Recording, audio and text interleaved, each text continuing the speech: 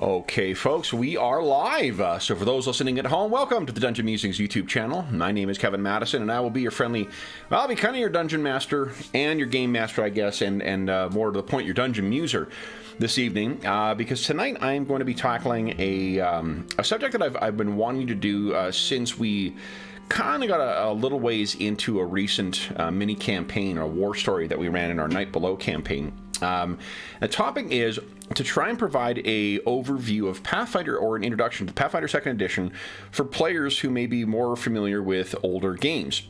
And by older versions of Dungeons & Dragons is what I mean.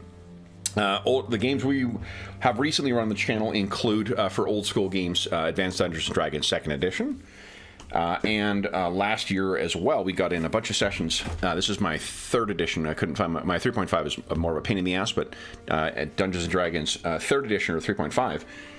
And also for myself, I have a very near and dear to my heart is the Beckley version, the basic expert companion master immortal version of Dungeons & Dragons, but I know that there are a lot of other versions of D&D. OSC is very popular right now. Basic fantasy. I shot a whole video. It's a little dated right now, quite dated with OSC being out, that talks about old school games and kind of the OSR movement. I've also shot a video about Pathfinder 2nd Edition before, but that one is more of a... That one was more of an overview and wasn't targeted to players who already have familiarity with one versions of Dungeons & Dragons and are interested in learning more about this one. There is a lot of talk, at least on Twitter at the time of recording, this week about people talking about going from 5th edition to Pathfinder 2, but that's not the perspective I'm going to take on this one.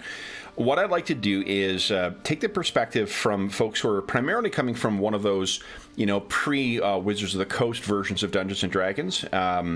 We have a lot of folks who are fans of, in particular, AD&D 2nd edition on the channel, who very patiently joined us through our 14-part Pathfinder 2nd Edition war story, the Lure of Legacy, that we played in our Night Below campaign. And I thought that I saw some questions trickling in throughout, and I thought I'd use this opportunity to... Tonight we were going to be playing another session of one of our quasi-ongoing games, and unfortunately we had... things kind of fell through. So I took that as an excuse to try and tackle this subject. Now, I have not got a script together for this. I don't really have a specific order in mind here, so this is going to be even more off the top of my head than it is usually. I have thought about the subject for a while, but I haven't got something together to formally structure our discussion here. But what my plan is just first to give a bit of an overview about what Pathfinder 2nd Edition is, talk about, some of the... Something I've done in other games as well, too. If you hear growling, that will be Anna Banana, my co-DM for the evening. Anna is very excited to tackle the subject as well. All right. And I want to talk, like I did in our my AD&D, or AD&D 2nd Edition video, I want to talk about some of the bugbears about Pathfinder 2nd Edition and try and address some of those things that I think might be sort of common, accepted common knowledge about PF2, and then talk about the game itself. And I don't want to go... What I'm going to try and do is give an overview of the stuff you already know. If you're an old school fan, the things you already know about what to expect from Pathfinder 2. Things you know from earlier editions. And then what I'd like to do is do at least one. I'm going to switch over our display here to go into... okay, got that? If Anna will let me, we'll drop into the Lone Wolf Studios Hero Lab that I use to build all my Pathfinder 2nd Edition characters for pre-gens or for whatever, for ongoing campaigns or for one-shots, and we'll build a couple characters together. So you can see what the process is, and you can see how it comes together. Hero Lab is something you have to pay for. It's just the one that I'm familiar with, but there is another one called, I believe, Path Builder, that is free. There's also a link in the description of the video. I'm an idiot and didn't put the link to Paizo in there, the publishers of Pathfinder 2nd Edition, but there's a link to something called the Archives of Nethys down below that has all of the rules, everything up to the most recent adventure path, the rules content from that has been published. So all of this stuff is free. It's all for free online. You can access it in a web format. You don't need to spend any money to check it out or to give it a try. So if you do find that any of this stuff is of interest, then you've got a way of getting into it without laying out a single gold coin, as it were. So before we do that, let me make sure I've got stream going here, because I would like to involve chat in this if we can. There we go. We are live. That is terrific. Okay, we got some folks. Hi, everybody. So then let's talk about Pathfinder 2nd Edition first. So the way I think that if you're coming from this from an old school perspective, you probably can recognize about 75% of the game, maybe even more.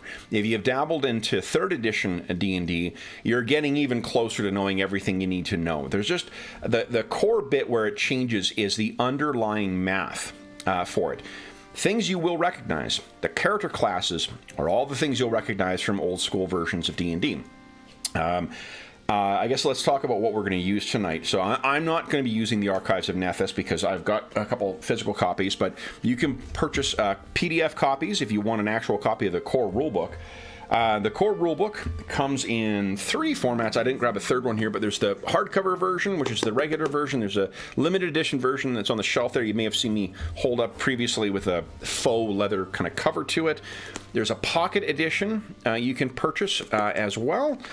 And the pocket edition, I don't find the print is too small, but I have heard that as a comment. Some folks who have, particularly, if you wear glasses or have difficulty with, if you're farsighted, I guess, you have difficulty seeing up close, then you may find the print in this is too small, but it is substantially cheaper and lighter than the hardback is. If you're thinking of a comparator to any of the old school versions like AD&D's, DMG, Player's Handbook, and Monster Manual, this can be thought of as a combined Player's Handbook and Monster Manual. Player's Handbook and DMG. This has all the rules for character creation and for running the game, all the spells, all the magic items, all the things that you would need, apart from the things that might try and kill your characters. And those, oh god damn it, I forgot to grab the full size. I did grab my pocket version, but then those are in a form of the bestiaries. At the time of recording, there are 3 bestiaries out, and you can get a bunch of other accessories, but if you're looking for just what the core print content is for what you need to be able to run the game, that would be the bestiary to give you some monsters, again, if you need it in print, and the core rulebook. In the core rulebook, you will find all of the classic Dungeons & Dragons, at least Advanced Dungeons & Dragons, 1st Edition character classes, including some of the ones that came from Unearthed Arcana. So if you think of the things that were in the 3rd Edition, there's all of those in there, and then they've also added in a new one called the Sorcerer is in, which was added in 3rd Edition. A sorcerer, if you're not familiar with 3rd Edition going forward, is just very much like a wizard, only instead of memorizing your spells and casting them from the memorized format and then they go out of your mind, you have a list of spells that is smaller than what the wizard has access to, but you can cast any of those at will using the slots that you've got available. And in Pathfinder 2, they also add a really strong theme to that as well. So each of those has a very strong thematic thing. But all the classic ones, fighters, rogues, clerics, and magic users or wizards or mages are what you see in this game. The classic races you would have are also in here, so you already would recognize dwarves and elves and halflings and gnomes, half orcs, half elves. Those are all in the core rulebook, in addition to goblins, which is added in as a playable race in this.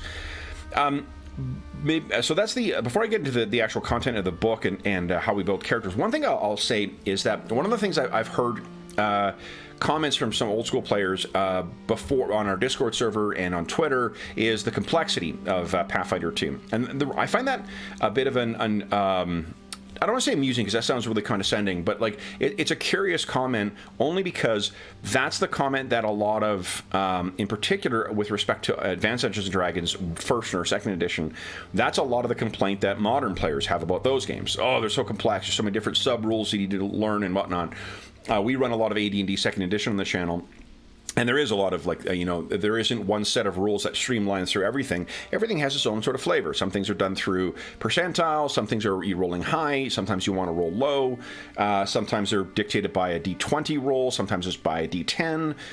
So there is a great deal of variety in AD&D, and I say variety, you know, a more pejorative way of saying that is complexity. And that's sort of the complaint or the comment that people have on Pathfinder. I mean, look at the size of this thing. It's a huge book. So you might think like, oh my goodness, this is such a, you know, it's so much content. The thing is that of that content, about 2/3 of it is all just reference material. It's character creation, it's spells, it's the abilities you get to pick. So like that much of the book is character or otherwise character related things. The rest of the book is the setting material and then permutations of the rules. The playing the game section, and this is for everything, every iteration of what you might be doing: overland travel, underwater combat, you know, regular combat, exploration mode, downtime mode. So everything that makes up the game, that's it right there. So the complexity for the game itself, I think, is a bit of a, it's really just it is a matter of a different way of having complexity. You know, again, I think there's a lot of variety in this game, the same way I enjoy the texture of this game, the same way that I enjoy AD&D second editions, because, you know, and I play with kits, and we play with all the extra bells and whistles in our AD&D game. And so I mean, if you're coming from that perspective, if you are coming from a perspective of like an OSE or BX or that kind of thing, this game has a lot more to it. And that's maybe something else I should say, is that my intent with this video and the stream isn't to convince you that you should be playing Pathfinder 2nd Edition instead of your other games. The only thing I'm hoping that you can draw from this video, or you walk away from, is that you're aware what the game is. You know what the game's capable of, and you have a rough idea of how you play the game, how it differs from the other things. I'll leave it to you to decide. You know, every table is different, every player is different, so whether this is a game that you'll enjoy, you know, or not, is really going to be up to you, and I can't make that decision for you. The only thing I hope to do is to have you be able to walk away with this saying, oh, I understand what Pathfinder 2nd Edition is now. And then you can make a decision of, yes, this game is something I'd like to check out, or it's something it's not for me. So with that in mind, let's dive into the game itself. So as I said, there's like 75% of the game that is going to be recognizable to players of a lot of the old school games. If you're playing with one of the varieties of old school where they separate race and class, which is BX doesn't do that, BECME D&D doesn't do that, and OSE at Basic doesn't do that, Labyrinth Lord Basic doesn't do that, Basic Fantasy at a basic level doesn't do that, but all those ones also introduce a lot of advanced rules which break those two things up so you can make combinations of whatever races and classes that you want for it. Pathfinder 2nd Edition does those two things as well. It adds in one, there's one small change it makes, is it makes anything that you would refer to as a race in an older edition is referred to as an ancestry in this, and anything that is in addition to your class and your ancestry, you're also making a selection of something called your background. And your background is it called a background? Oh gosh, I'm second guessing myself now. I was reading something before. Yeah, it is background. What the background is, you know, the life that your character lived beforehand. And it's the combination of those things. Each of those three things will, from the start of the game, contribute different things to your character to help define how this character is different from other characters. And it will also make a difference, not background as much, but the other two things, ancestry and class, will continue to have an effect on your character as you go forward.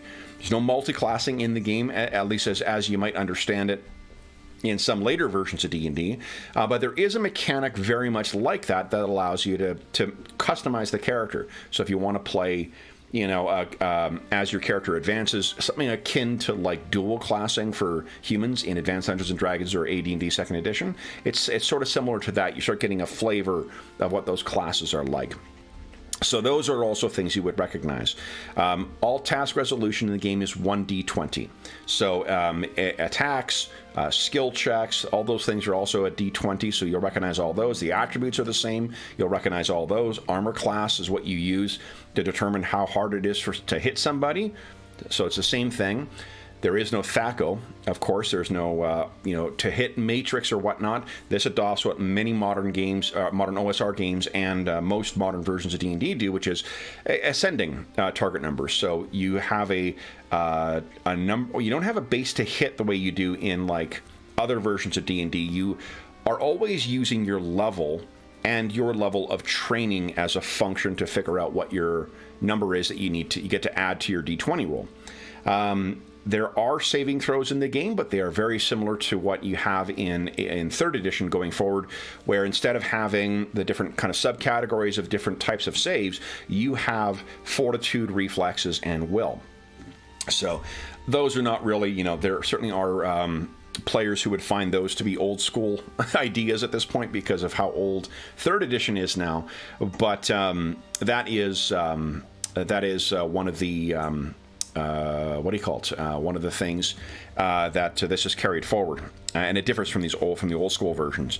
The things you do in the game are very much similar. You can go exploring. It's in a role-playing game. You can go and do whatever you want, but all the things you can do in old school D&D, you can do in this. Dungeon crawling, fortress building, all that kind of stuff is all covered in the. I mean, there isn't domain rules. I should say there isn't domain rules in this, but there are domain rules that you can find on the Archives of Nethys.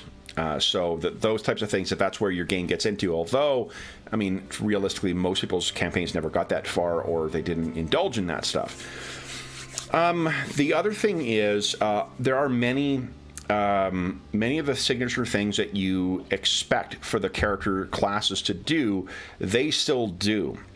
So the rogues, which are the Pathfinder 2 versions of the thieves, you'll expect they're going to be sneaky and they're going to stab people, and they'll have sneak attacks or backstabs or whatever.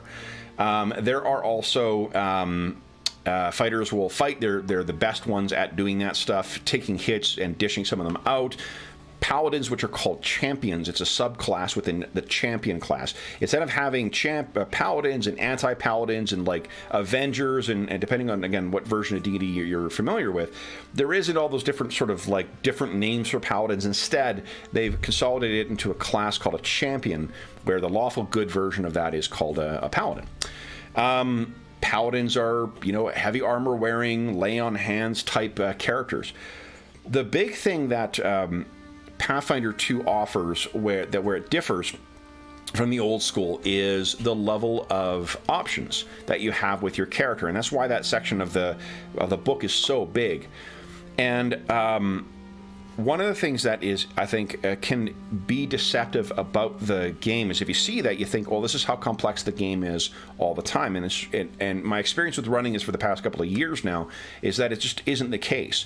Coming off of our recent war story session as well too, what I found with that, while we're going to continue running that campaign, it's the Night Below campaign that we run with Advanced Dungeons & Dragons 2nd edition. We're going to continue on with that game because it's been a good fit for the campaign we've been running for that whole time.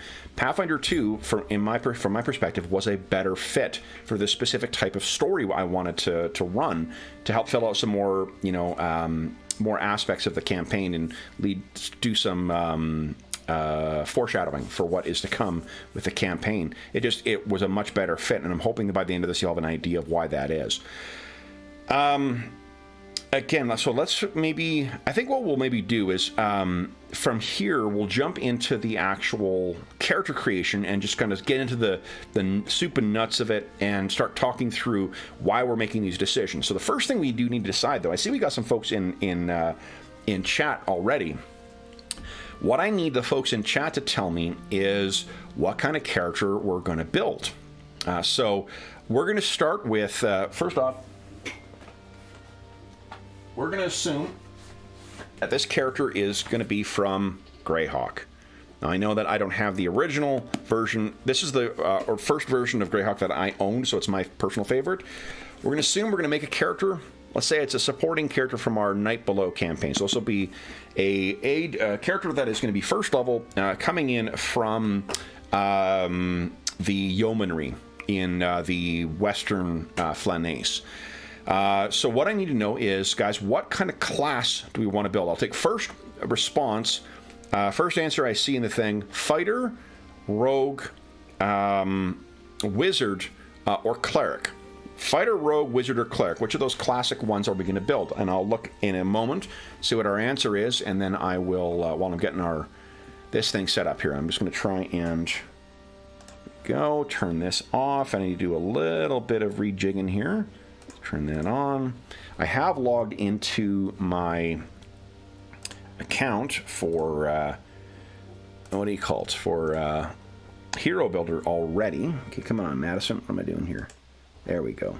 Now, scooch that a little bit. I'm going to try and get myself so I'm not... There we go. Keep my head a little smaller here. There we go. So I can be in here, but you can actually see me building the character then. Is that working? Yeah, that is working. All right, so what do we got here? Rogue. Rogue is the character we're going to build. All right, so the next thing I need to know is what... ancestry. So what race are we going to, what ancestry are we going to go with? Are we going to go with a human, a half-elf, elf, dwarf, or halfling? We'll pick those four. So of those ones, again, first one I see in the chat, that's what we're building. Dwarf, elf, half-elf, human, halfling. I think that's all the classic ones here. What do we got? I'm going to take a sip of coffee while we're doing this. Refresh myself.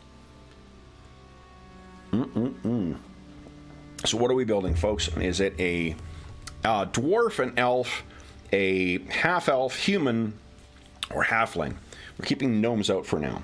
First response I see in chat is the one that we are going to build. And if I don't see a response in chat, I'll just dive in and make a decision myself in a moment here.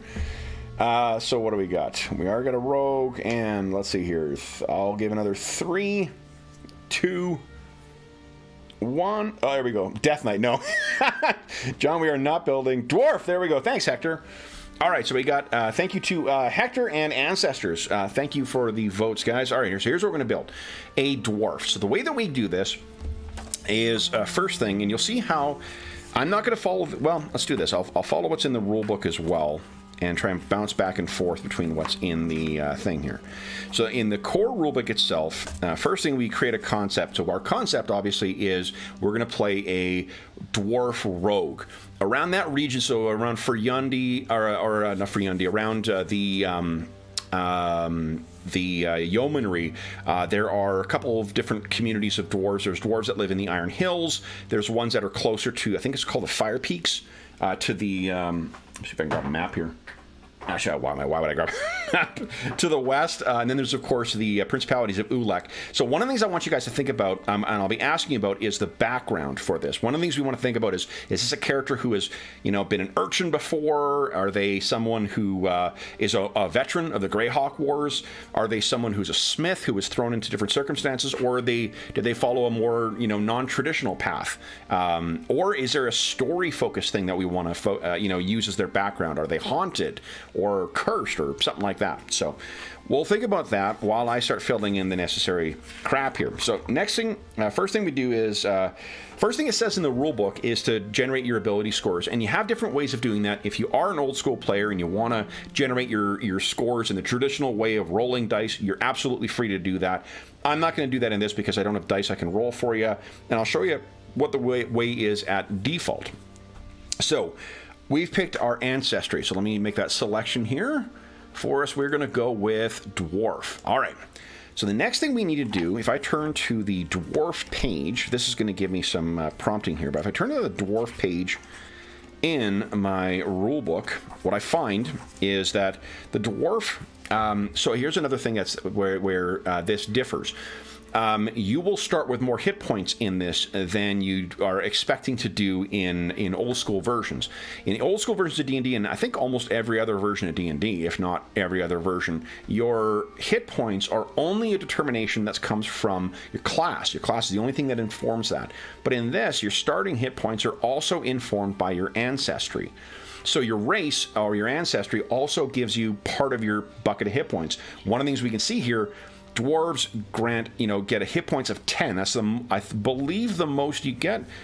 I think 10 is the most that any of the ancestries give. So dwarves, whether you're playing a dwarf wizard or a dwarf, rogue or a dwarf fighter or whatever, they're probably going to be tougher as a starting character than a comparable thing from one of the other races, particularly one of the more fragile races.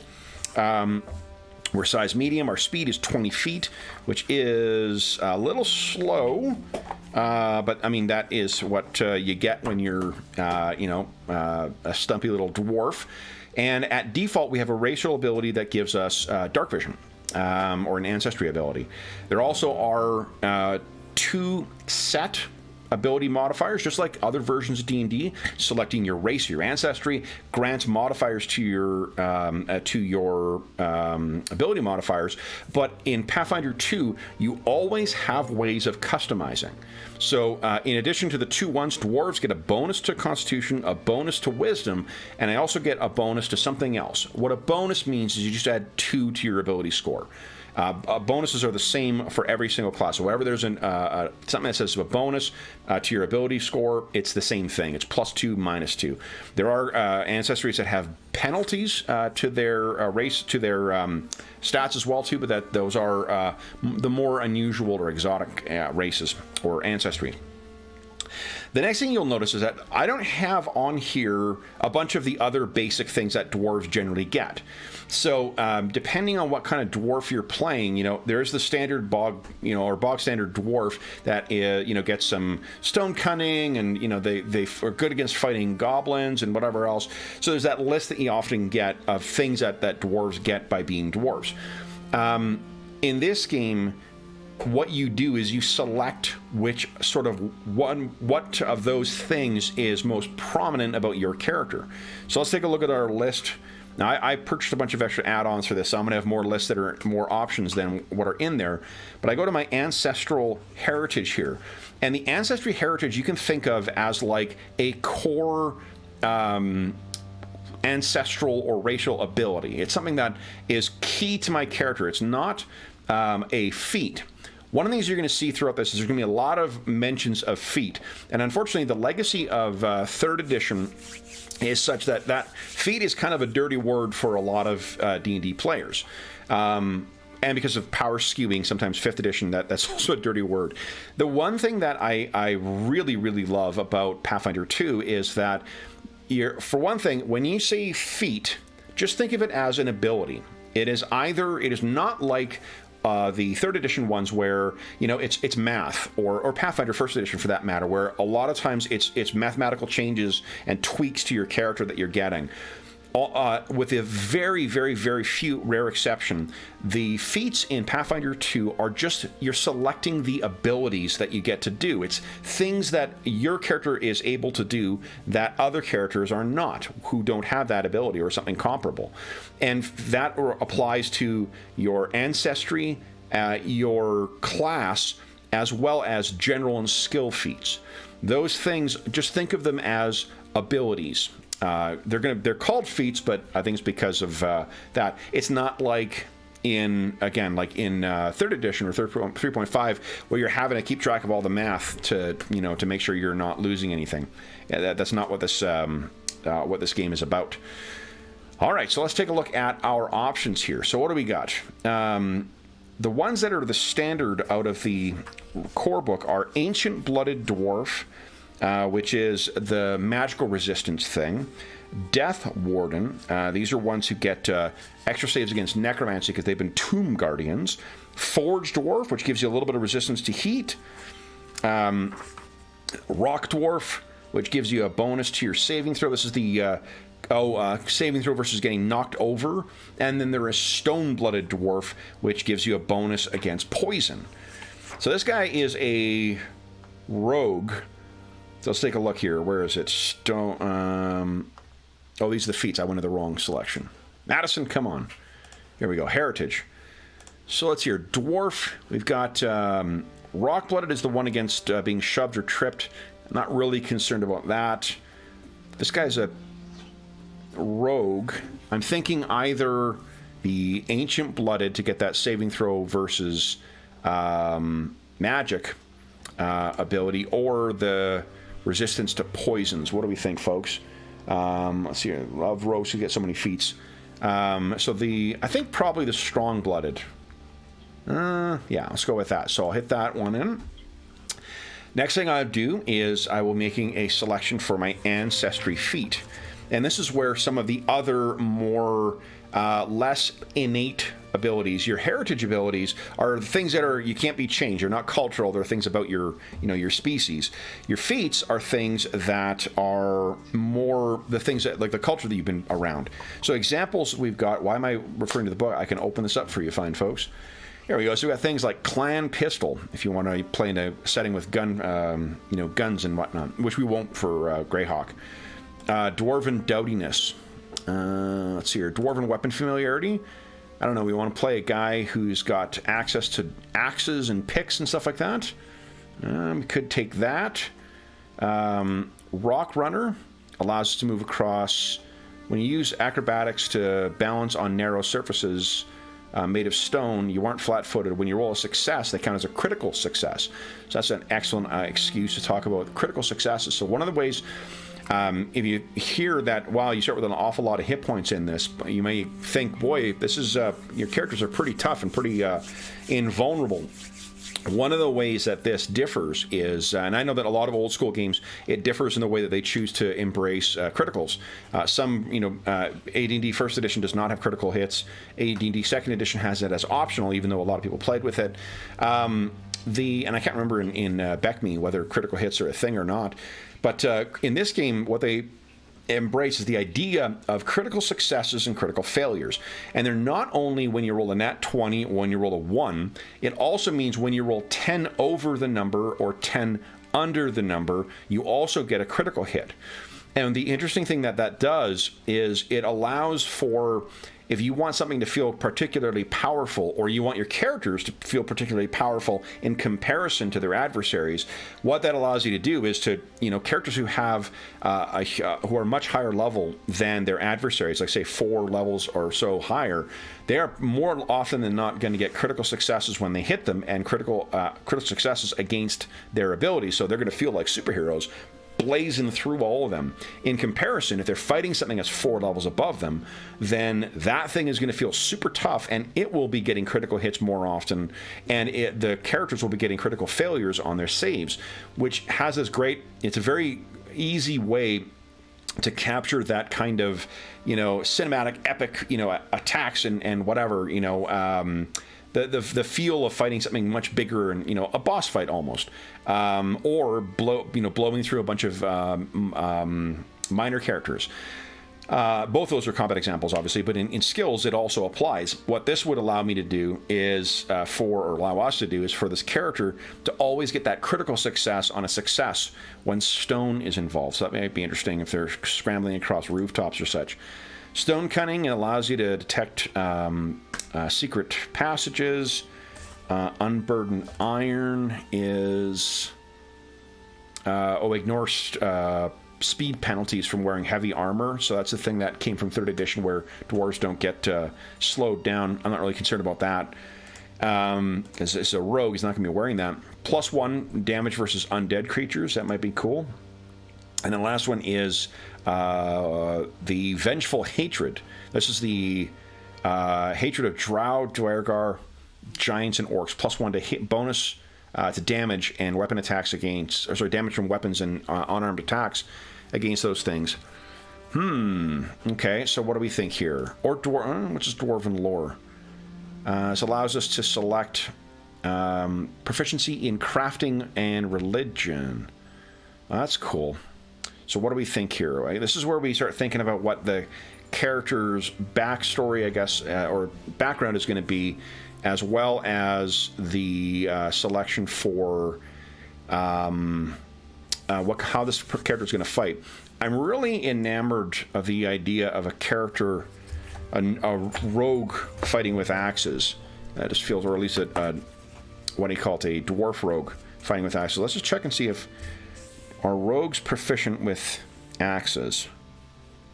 They are not at default. So taking that would allow us to play a, honestly, I've got, anytime I think of a dwarven rogue, I think of a character from the 80s, the Advanced Dungeons and Dragons comic book. There's a character called, I believe his name was Onyx, and he was a fighter rogue, fighter thief in that version. So let's do that. He fought with an axe. Let's add this. And in fact, let's give a character name here. Where is it here?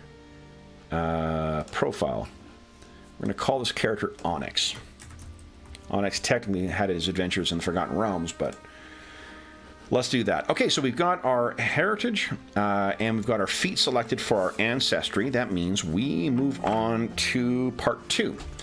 One of the neat things as well about the game is that you can retrain your feats. So if you don't like what you've selected, you're not locked into it.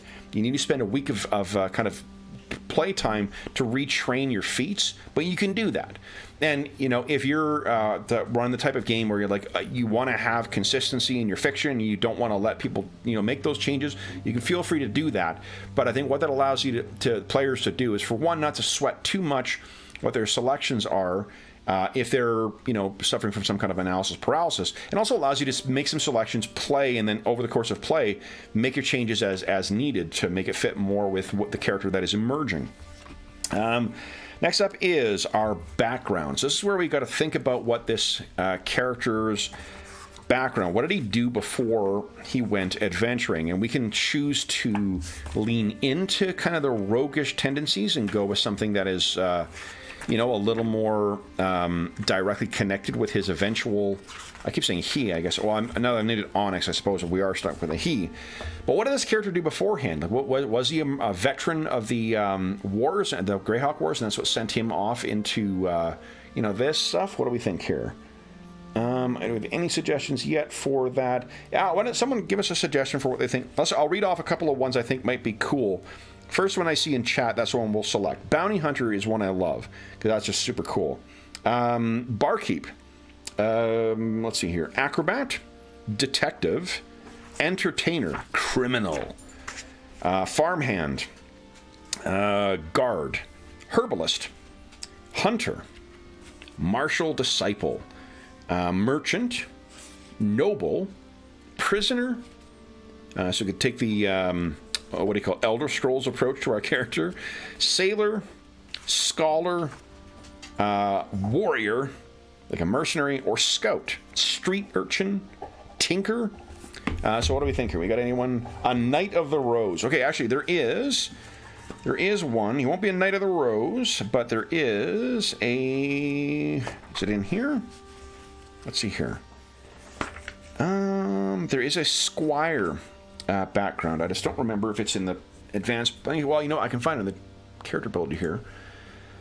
So this character can't be a Knight of the Rose because that is something from Dragonlance, not from Greyhawk. But there are plenty of cool orders of knighthood in Greyhawk as well too. So what this gives us, let's see here. Background is you're trained at the feet of a knight, maintaining their gear and supporting them at tournaments and in battle. Now you search for a challenge that will prove you worthy of full knighthood, or you've spurned pomp and ceremony to test yourself in honest, albeit less formal combat. I don't think that sounds like it's going to line up directly with our character. Let's see. You get training in athletics skill, which is helpful for a rogue, a choice of heraldry or warfare lore, and you also gain the armor assist skill feat. What that does is after your service, blah, blah, blah, so you can attempt an athletics or warfare check with a DC determined by the GM to have the time you take to don armor. So that's not super useful for the type of character who's going to be wearing leather most of the time, but I like the idea of the backstory there, John. We got Prisoner from Hector as well. Let's take a look at that one. Let's see. Prisoner. You might have been in prison for crimes, whether you're guilty or not, or enslaved for some part of your upbringing. You're trained in stealth. Helpful for a rogue, although you're going to get that through the class as well. And you'll find if you get a skill from the same skill from different sources, what it gives you is just an extra skill check or skill selection. Underworld lore, also helpful for a rogue, and the experienced smuggler feat. So what that allows us to do, when your GM rolls your stealth check to see if passive observer notices a small item you've concealed, I use the number rolled or 10, whichever is higher, as the result of your die roll, adding it to your stealth modifier to determine your stealth check result. So keen viewers may say, wait, hold on, what do you mean the GM's rolling? One of the things that the game incorporates, and this is one of a number of sort of things that it seems like a lot of people were doing but didn't, I never saw actually written down. It makes a distinction between character roles and secret roles. If something is going to be, it's important for sort of to maintain the atmosphere around the game and not require players to pretend to not know something they know. There's a lot of things that are expressly called secret checks. So like stealth.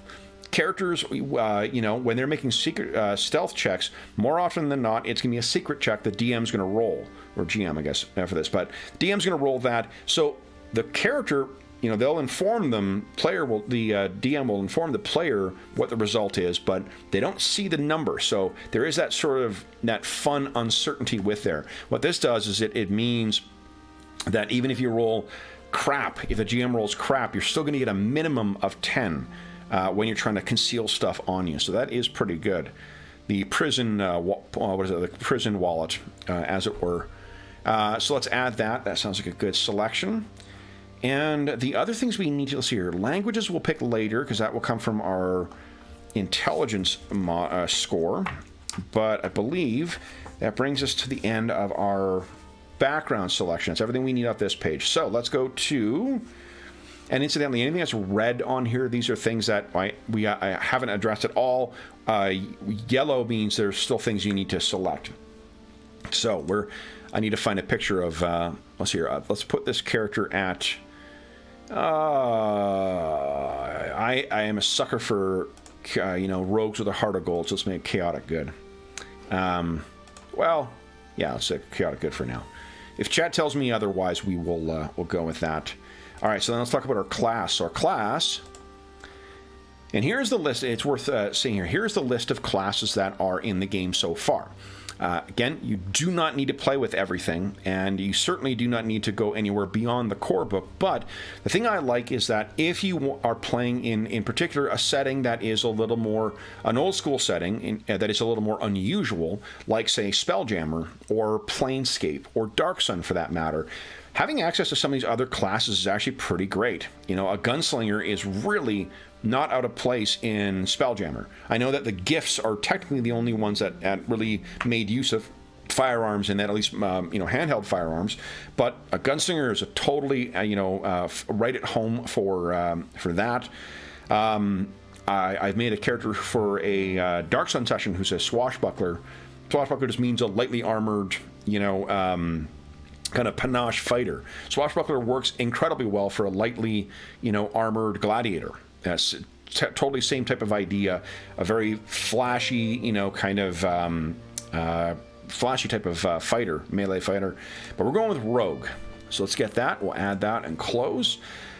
So then we get we're first level. That's right. Let's look at our rogue options here. So first thing we need to do is select our class. Not our archetype. So I mentioned before that one of the things you can do is multi-class, kind of like dual classing in old school D&D. The way you do that in this is by taking what are called archetypes. Archetypes are just, they can be like the classes or like thematic things like a two-weapon fighter. They're a little similar to the kits from AD&D in the sense that they sort of overlay on top of your character and then modify what you can do.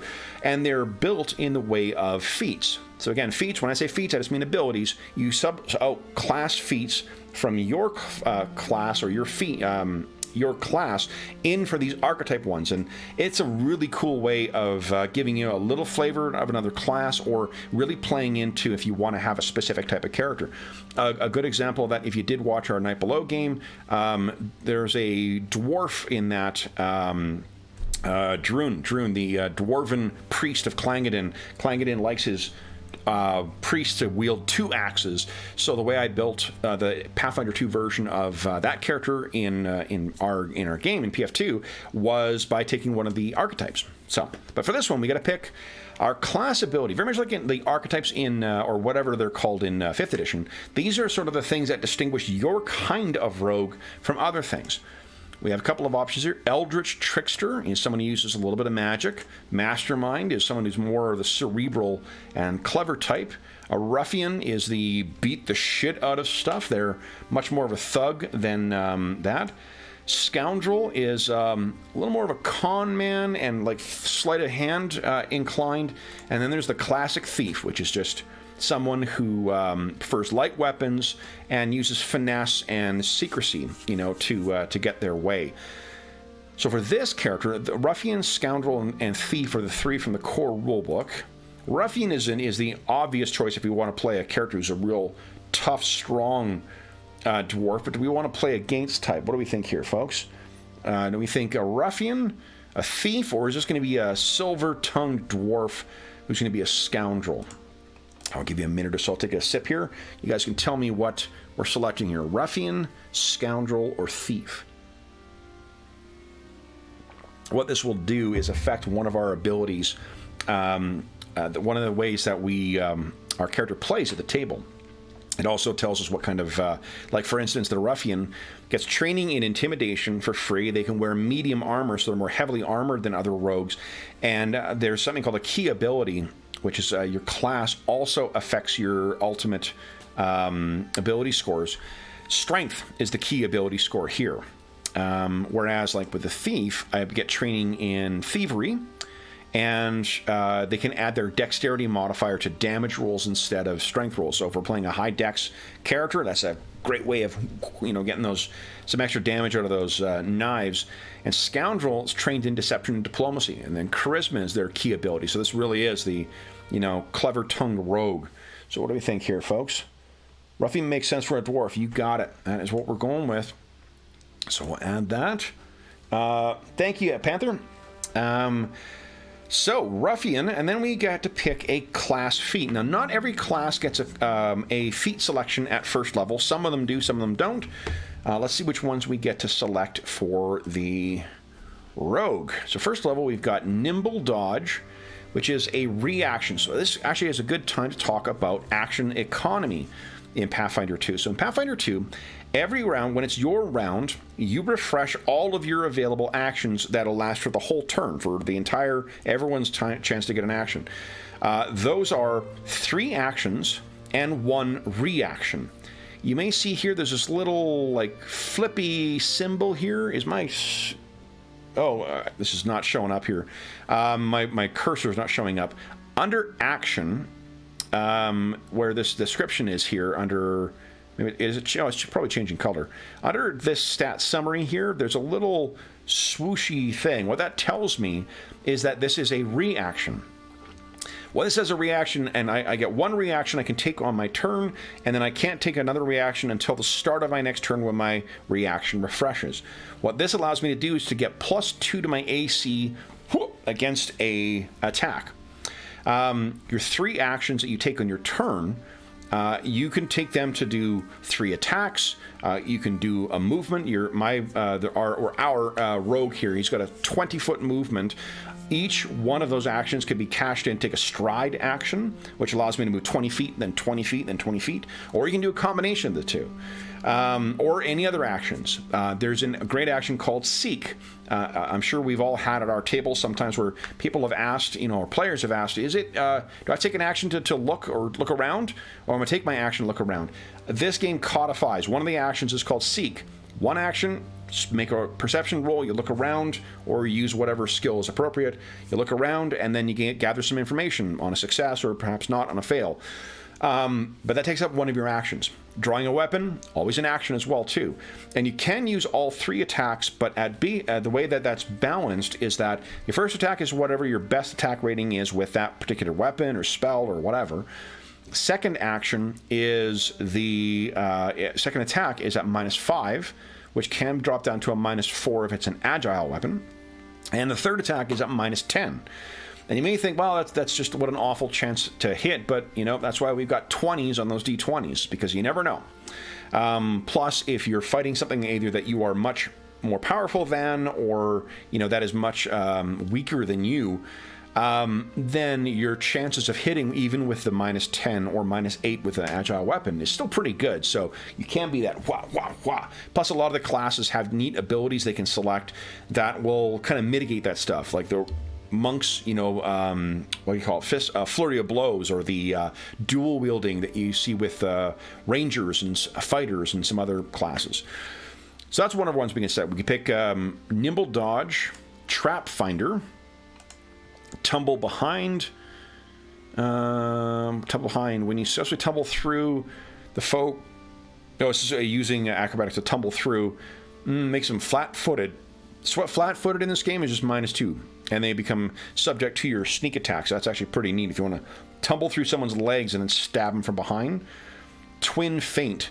You need to be wielding 2 melee weapons. Make 1 strike with each of your 2 melee weapons against the same target. The target is automatically flat-footed against the second attack, but the multiple attack penalties apply normally. So that's pretty cool. What that would allow us to do, if we're thinking this character is going to be wielding, say, a battle axe and a hand axe, or, you know, whatever, as their ability. Although we didn't take the wait, did we take the axe? We did take the ancestry feat, so that would be kind of cool. I'm a sucker for double, you know, axe dwarf. The last one is another reaction here. This is "You're next." After downing a foe, you menacingly remind another foe that you're coming after them. Attempt an intimidation check with +2 circumstances to demoralize a single creature. That's also pretty cool. In particular because our ruffian ex-prisoner is... Onyx already has training in intimidation. So that's interesting. So I think our choice is between You're Next and Twin Feint. Nimble Dodge is a really good one as well, too, but I think this character strikes me as a more aggressive type. You know, he's lived a bad life behind him, so now he's more about using his force to get what he wants, whether that's force of will or force of arms. So what do we think, folks? Twin Feint, which will two attacks, and their character is flat-footed against the second attack, which means they would be susceptible to our sneak attack, or You're Next. After we drop somebody, we can make a free intimidation check with a bonus against someone else. Now, one thing I'll mention is that you see the intimidation bonus is a +2. That might not seem like a lot, but the thing to remember is that all math in the game is sort of paired with your level. So it remains, a +2 remains a meaningful and significant bonus all the way along through the rest of your character's life. So even though it's only +2, it's still a big deal because it's +2 in comparison to relatively equal numbers. So what do you think? You're Next. Is he a threatening guy or a two-handed guy? I'll take another sip of coffee. I'll give you folks an opportunity to respond. If I don't have a vote, then I'll make a choice myself. Let's see here. You can see... All right, we have no votes in, so... I'm going with, I think, Twin Feint. Like me, a dual-wielding dwarf. And I think that Onyx in the comic used to wield too, so that makes sense. All right. So those are all the selections we get. That doesn't mean those are the only abilities we get as a rogue. It just means those are the ones that we get. If you want to see what just like in any other version of D&D, when you select your class also gives you a handful of abilities, and you'll get new abilities automatically as you gain in levels. The things we've got right now are Rogue's Racket, which we selected as Ruffian. We've got Sneak Attack. When we are attacking flat-footed foes with agile or finesse weapons or ranged weapons, we do 1d6 extra damage. That's with each attack. That's not once per round. And like every version of D&D, that sneak attack goes up in damage as we get more levels. And the surprise attack, as we can use deception or stealth for initiative, or if we're using deception or stealth for initiative, then creatures who haven't acted are flat-footed against us, which means they're vulnerable to our sneak attack. That gives me an opportunity to talk about initiative. So initiative in old school games is very, I mean, it's, to be honest, all over the place. There's lots of options in a lot of different versions. Sometimes you're rolling yourself, sometimes you're rolling for your side.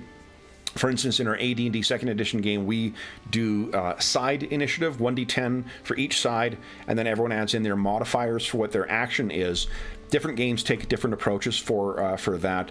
In this game, it's just like in 3rd edition going forward. You make your initiative roll at the start of a fight, and then you go through the initiative order. But one of the interesting things that is different in this is initiative is not a separate part of the game. It is part of the skill mechanic. At default, it's your perception. So if determining how fast you act at first in a round is determined by just being aware of things, like I think is most cases, well, then you use perception for your initiative score. But if you're sneaking, you can use your stealth as your initiative score. Or if you're trying to bamboozle someone and it's that point where someone's about to figure you out and now blades are coming out, you could use deception as your roll. And it's any of the skills. If you can justify it to your game master, you can make use of any of them. So that's one of the ways that the game differs. And it allows characters to not only mechanically for the characters to be really good at initiative if it happens to overlap with something they're using, but it also gives the incentive for the players to come up with those things. There's a reason why you'd want to be sneaking at the start of a fight. It's because my stealth score as a rogue, it's going to be better than what our perception score is going to be.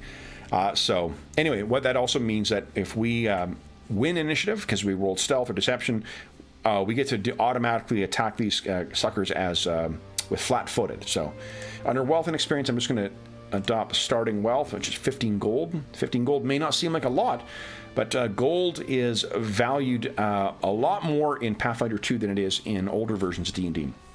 Silver coins or silver pieces are the things that you would mostly use to buy everyday items and things like that. So now we go to our ability scores. So you'll see here again, as I said, strength, dex, con, intelligence, wisdom, charisma. I know some old school games have those in different orders, but that's the way that I've always known them. What we get to do at the default is they all start at a score of 10. And then some of the selections will have been made for us. So, for instance, we do have a minus to charisma. I forgot about that. Our class, we didn't select our class. Hold on. We need to select our key ability score is strength. There we go. Well, you'll see here is under the strength, we now have a little check mark next to the class. That means it's one of the selections. A boost goes to class. +2 to our strength. We have a strength of 12. I'm going to assume that we're going to build a strength-focused rogue. Dexterity will be a secondary kind of thing for us as well, but we're going to want to be fairly burly, we will probably also want to be fairly charismatic because our intimidation is based off of charisma. And yeah, so strength, dex, and charisma. So let's go through these one at a time. Our background, first thing we get is an option of +2 to our constitution, +2 to our strength. I'll take +2 to the strength, and then we get one that we can add anywhere. And let's add that one into dexterity. Next, our ancestry gives us, you may remember, +2 to con, +2 to wisdom. I missed on the character sheet. There's a -2 to charisma. But then we also get a free pick here. And what we could do is use that to offset the penalty. We can pick the same thing we get a penalty to. So let's do that, because we need to have a decent one. Now we get our free selection. These are the 4 boosts that we get to pick. We'll put 1 into charisma, 1 into strength, 1 into dexterity, and let's see here. Intelligence will give us an extra skill. Wisdom will give us a bonus to perception, so finding traps and stuff like that. Constitution just gives us more hit points. If we're going to be a bruiser up close, maybe con might be better. What do we think here, folks? Flat-footed. Okay, great. Thanks, Hector. Let's go with... I think. Let's make a jack of all trades, master of none here. So we'll get 1 extra intelligence here, and I'll show you in a moment here why I think that's a a not terrible selection. So if we go into skills, one of the things this game does not do is it doesn't have skill points the way you have in like other older versions of D&D. It's similar to D&D, or sorry, by older versions I mean back to 3rd edition. 3rd edition, 3.5, Pathfinder, they all have skill points. You don't have that in this. But it's not as simplistic as either having training in it or proficiency in it, or the whatever is this mastery, I think is called for 5th edition. You actually have different levels. You have trained, expert, master, and legendary. If you're trained in a thing, it doesn't give you a flat bonus. Well, if you're trained in a thing, what you get to add is your skill, your stat modifier, +2, plus your level. So that means for starting characters, you'll see that I'm trained in stealth already here. That gives me a +5. That is because my dexterity gave me a +2, +1 for the level, +2 more for training. And then each of these additional steps up gives you an additional +2. And remember what I said, the +2 in this game is a big deal. Like +2 extra. You can't become an expert in anything at first level, but you can very quickly, depending on rogues in particular. Okay, so let's select here. We are, so we need to pick, first for our prisoner, we automatically get training in underworld lore, and as I said, we get training in stealth as a rogue, so we've been refunded that one selection. The skills in the game here are acrobatics, arcana, athletics, crafting, deception, diplomacy, intimidation, medicine, nature, occultism, performance, religion, society, stealth, survival, thievery, and then there are lores. Lores are sort of the general purpose sort of areas, and that's where you can be a little free. If you are a fan of the loosey-goosey aspects of old school games where it's left more to interpretation than, you know, rules as written, that's really where the lore comes in. You know, this character has got underworld lore that speaks to a whole bunch of different possible ways that the character could make use of that. That might be connections, that might be a knowledge of smuggling routes, that might be, you know, identifying different gangs or, you know, criminal organizations. All sorts of things that it's just really left to the imagination of the player and the willingness of the GM to say yes. And this game lets you say yes quite a bit. Okay, so let's see. First thing we're definitely going to want is athletics. Definitely want to get some athletics. Now we have 8 more selections to make because of being a rogue and because of being having that +1 to intelligence. So let's go acrobatics. Obviously, a rogue's going to want to have that. Intimidation we've already got, but let's get some deception as well too. Make them a little tricky. Medicine, never a bad thing. First aid is a thing you can do in this game, which is great. So you don't rely... It's actually... The game isn't as reliant on a healer as what a lot of other versions of D&D are. Thievery, definitely. Thievery is sort of the all-purpose, like, you know, picking locks, you know, grabbing shit from pockets, yeah, that kind of stuff. Sleight of hand. We've got stealth, so let's delve into some things that we think about this character. If he was in prison, I think maybe... Okay, so you'll notice that there are religion. You probably makes sense what that is. That's just knowledge that comes with some kind of religious training. Nature is, arcana is arcane knowledge, you know, things about magic and the formal study of magic. Occultism, which is one of my favorite additions in this game, occultism is the weird stuff. Occultism is like the forgotten magics that are either before or developed apart from the formalized magic that we recognize as D&D style magic. It's people who didn't, you know, learn their secrets from either older runes or like older sources or secret societies or things like that. I think in prison he probably would have had some access to that, so he's got some knowledge of the weirder side. Maybe he found religion, or at the very least was around religious people while in prison or beforehand. That's not a bad thing. Society is sort of your general purpose, like a combination of geography and history and stuff. Never a bad thing for someone who's trying to make their way in the world. That leaves us with one more. Crafting is a good thing. I mean, he's a dwarf. That's a little stereotypical. Diplomacy, if he wants to be someone other than a liar and a brute, maybe that's helpful. he's a prisoner, I'm not seeing survival or nature really being in his cards, and Arcana seems a little too highfalutin and formal for this character. So it's really down to diplomacy or crafting. What do we think for this character? Crafting, maybe he broke himself out of prison with a prison shank kind of thing that he put together. Diplomacy, he learned how to get along with others and make his way. That doesn't really fit with the ruffian kind of thing, but I mean someone who knows when to fight and when to talk. Maybe he's that speaks to his slightly higher intelligence. So what do we think, folks? Crafting. Diplomacy, we got the vote. Awesome, thank you very much. Ancestors, already got the anticipation. So we made our selection. Now what you'll see is that this is a big variety of things that this character is trained in. And one of the things that, this is honestly one of the things I really love about this game as well, is that characters are really well-rounded.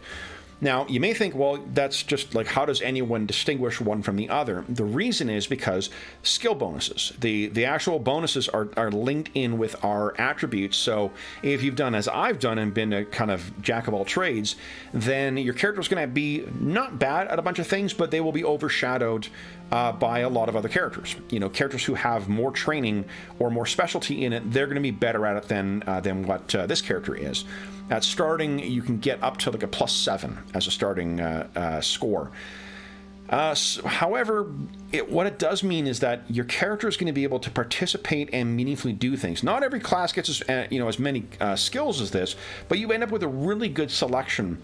And with your selection of your background, because that's partly what informs your skills, you're able to make whatever kind of character you want. If you really want to play a really chatty, a really chatty barbarian, you're free to do that. You can build that kind of character if you like and have those kind of skills. Maybe they're a rager who's a part of a circus or something like that. So those are our skill selections. Next thing is feat. We get 1 skill feat at first level, and again, this is closest to the kinds of feats you see in 3rd edition, 3.5 Pathfinder, 1st edition, and 5th edition. So skill feats are ones that specifically relate to a specific skill. Rather than going through all these ones, I'll poke out or point out a couple of ones that I think might be quite helpful for this character, and you guys can tell me, or you folks can tell me which one we want to select. So things here, Battle Medicine is one of my favorites. I love Battle Medicine because it allows you to use a non-magical means of healing in combat. You use your, it's you bandaging up wounds and whatnot. You make a DC 15 check. If you're successful, they restore 2d8 hit points on a crit. It's 4d8 hit points, so big deal. Really good and useful skill. Other things here, let's see here. There was one, Intimidating Glare. Normally, when you want to demoralize someone, you want to really shake them, you need to be able to speak their language. What Demoralize with a Glare allows you to do is to intimidate things that don't speak your language. That includes creatures. So, like, if there's a bunch of guard dogs that are, guarding a place this guy wants to break into, and he just sort of narrows his eyes, I can make an intimidation check, even though I don't speak dog or whatever. What other ones would be useful here? There's a stealth one. Let's see. So Intimidating Glare is one good option for this character, I think. Battlefield Medicine, or Battle Medicine, I really love it, just as a very helpful thing. Combat Climber allows you, as long as you're not flat-footed, you can actually fight with one hand while you're climbing up. That's very situational, but still pretty cool. And let's see here. Let's get one more as an option. Pickpocket. You can steal or palm an object that's closely guarded. So something that is in someone's pocket, like something that is normally really hard to grab, without taking a -5 penalty. So you got to make the roll for it, but it takes away that penalty. I've seen this in play last weekend, actually, from one of our players in our Spires Paradar game. So those are kind of 3 things. What do you think? Is he kind of a light-handed, or light-touch pickpocket?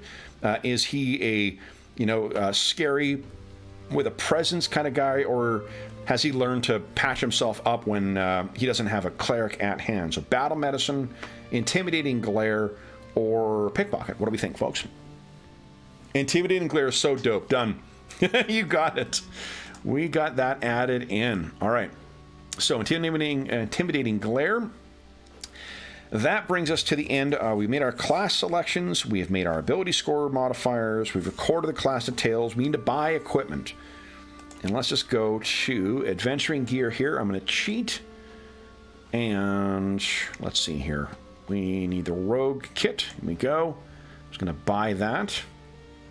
Gives us a dagger, a rapier, a leather armor, and then a bunch of other stuff. So I'll buy that.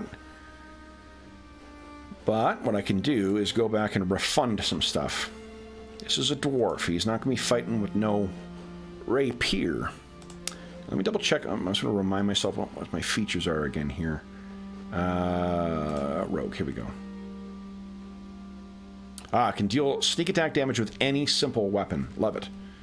That's what he can do. Okay, so that means I do not need a finesse weapon in order to do that. We'll sell this sucker. Bought it for 20. We'll refund it for 20. Okay, keep the dagger. Oh, we got a clan dagger already. Let's sell that.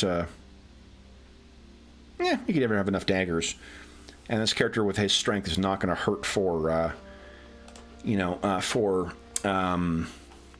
what do you call it? He's not going to hurt for encumbrance. Difficult word. Okay, here let's see what we got in here. We've got a mace. Mace does 1d6 damage. Has the trait shove. Interesting. Okay, now one of the ways that the game makes a difference between different weapons is each of them, many of them, I should say, not each of them, many of them have different traits that give you different options with these things. It's the mini rules. This is the little footnote that we would see in AD&D or the Oriental Adventures Handbook or whatever. It's a little kind of sub rules that you get to differentiate weapons in other versions. It's the version of Bastard Sword where you could wield it in two hands and do it more damage, just expand it a little more. Here we go, shove. If you use this one to shove with athletic score, even if you don't have a free hand, shove allows to knock stuff back. So it's kind of like what a bull rush would be. So you can use this one to bash people for damage, or we can use it to knock them back. That's interesting. There's not any axes that are simple. Oh, here we go. Simple, non-standard.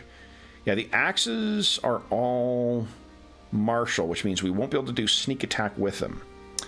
But this character's got two hands, and he's got that two weapon thing. So what I'm thinking is give him a mace for his offhand. So we'll buy that sucker. And we get ourselves a, let's see here, battle axe for the primary hand. The battle axe has an ability called sweep, or a trait called sweep. When you attack with this weapon, you gain a +1 circumstance bonus to your attack roll if you attempted to attack a different target this turn using the same weapon. So handy thing for if you're trying to knock down two characters, or you're attacking with one, you're only using the one attack or one weapon. We'll buy that sucker. Where is the throwing axe? Where are you? So I think we need to buy ourselves a throwing axe and sell one of those daggers, because we don't need no daggers. Where is it here? Martial non-standard. I could just look in here, couldn't I? Search for axe. There we go.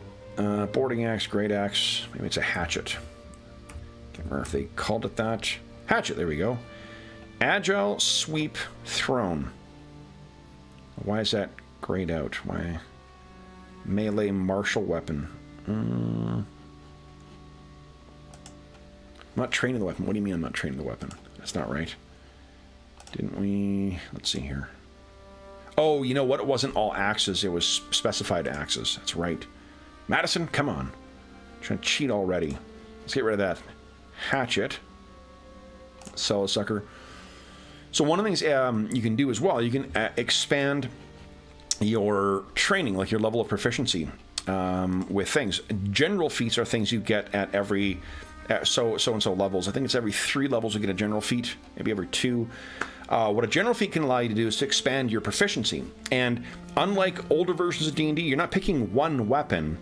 unless it's an exotic weapon, something that's really, really unusual. Instead, you take a step up to the next broader category of training. So if we wanted to be able to make use of thrown weapons, when we get access to, without penalty at least, when we gain access to the next general feat, we could take the weapon proficiency one and get training in all martial weapons, which means we can use anything.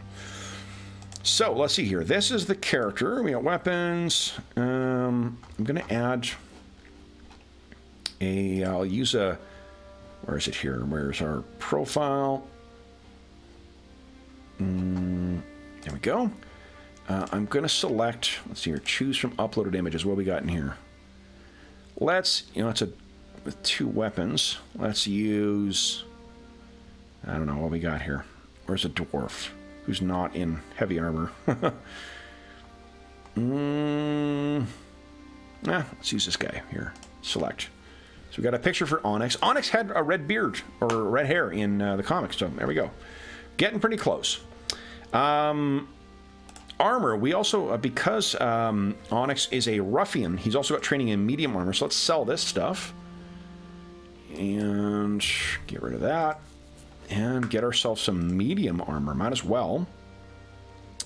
So we can afford, yeah, we can afford a breastplate still. Breastplate gives us -5 to speed, -2.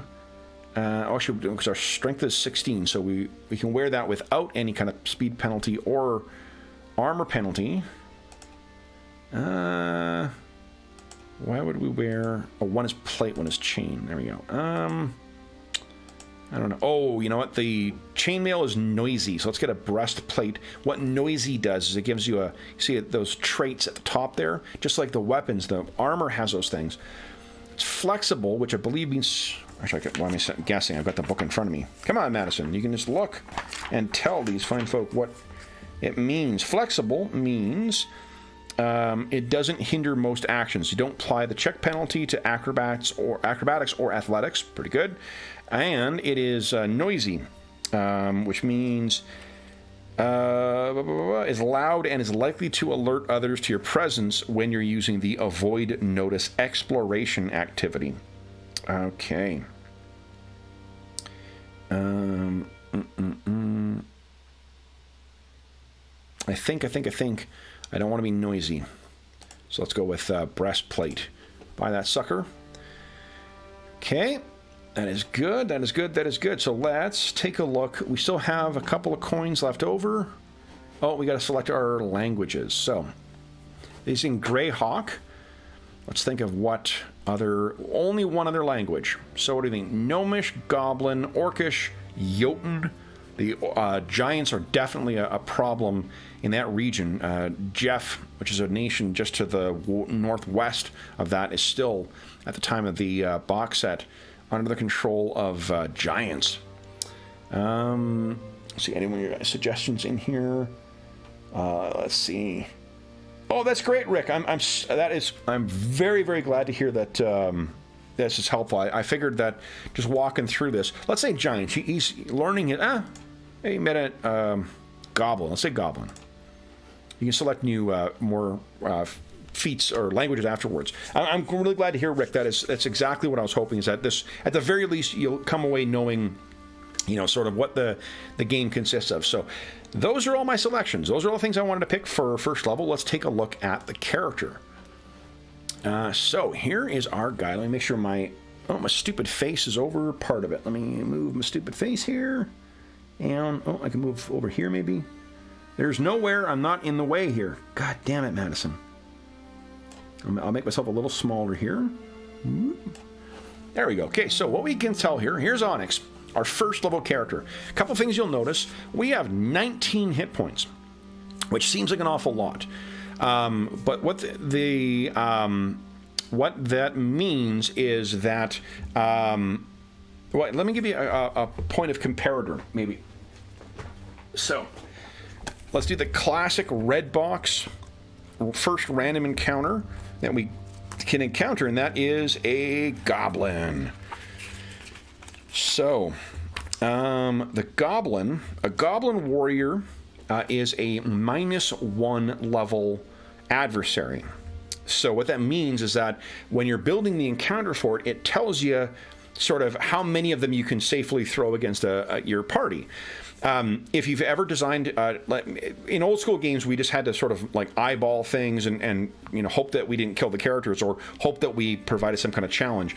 Ever since 3rd edition, they've tried to work out a way to help with making the math work. Pathfinder 2, the suggested math they have in the core rulebook and in the Game Mastery Guide, which is a supplemental book. This is, there we go. So this is the I'll hold it up when bigger, but the Game Mastery Guide is an optional book for it. It has some extra stuff in it. I love it, and it expands the game in some terrific ways, and you can find all of that content on the Archives of Nethys as well. But the way that you build combat encounters in this, or tactical encounters, is so much easier and more reliable in this than in 5th edition, 3rd edition, 3.5, even 4th. Like the math in this seems to really work well. So that what this means is a -1 character. We're going to set up the scene. Do I have my?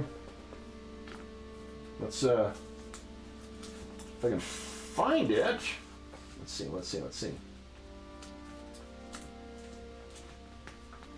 I'm trying to find my books from Basic. Let's see how well I can hew to this. Come on here. Where are you? Where are you?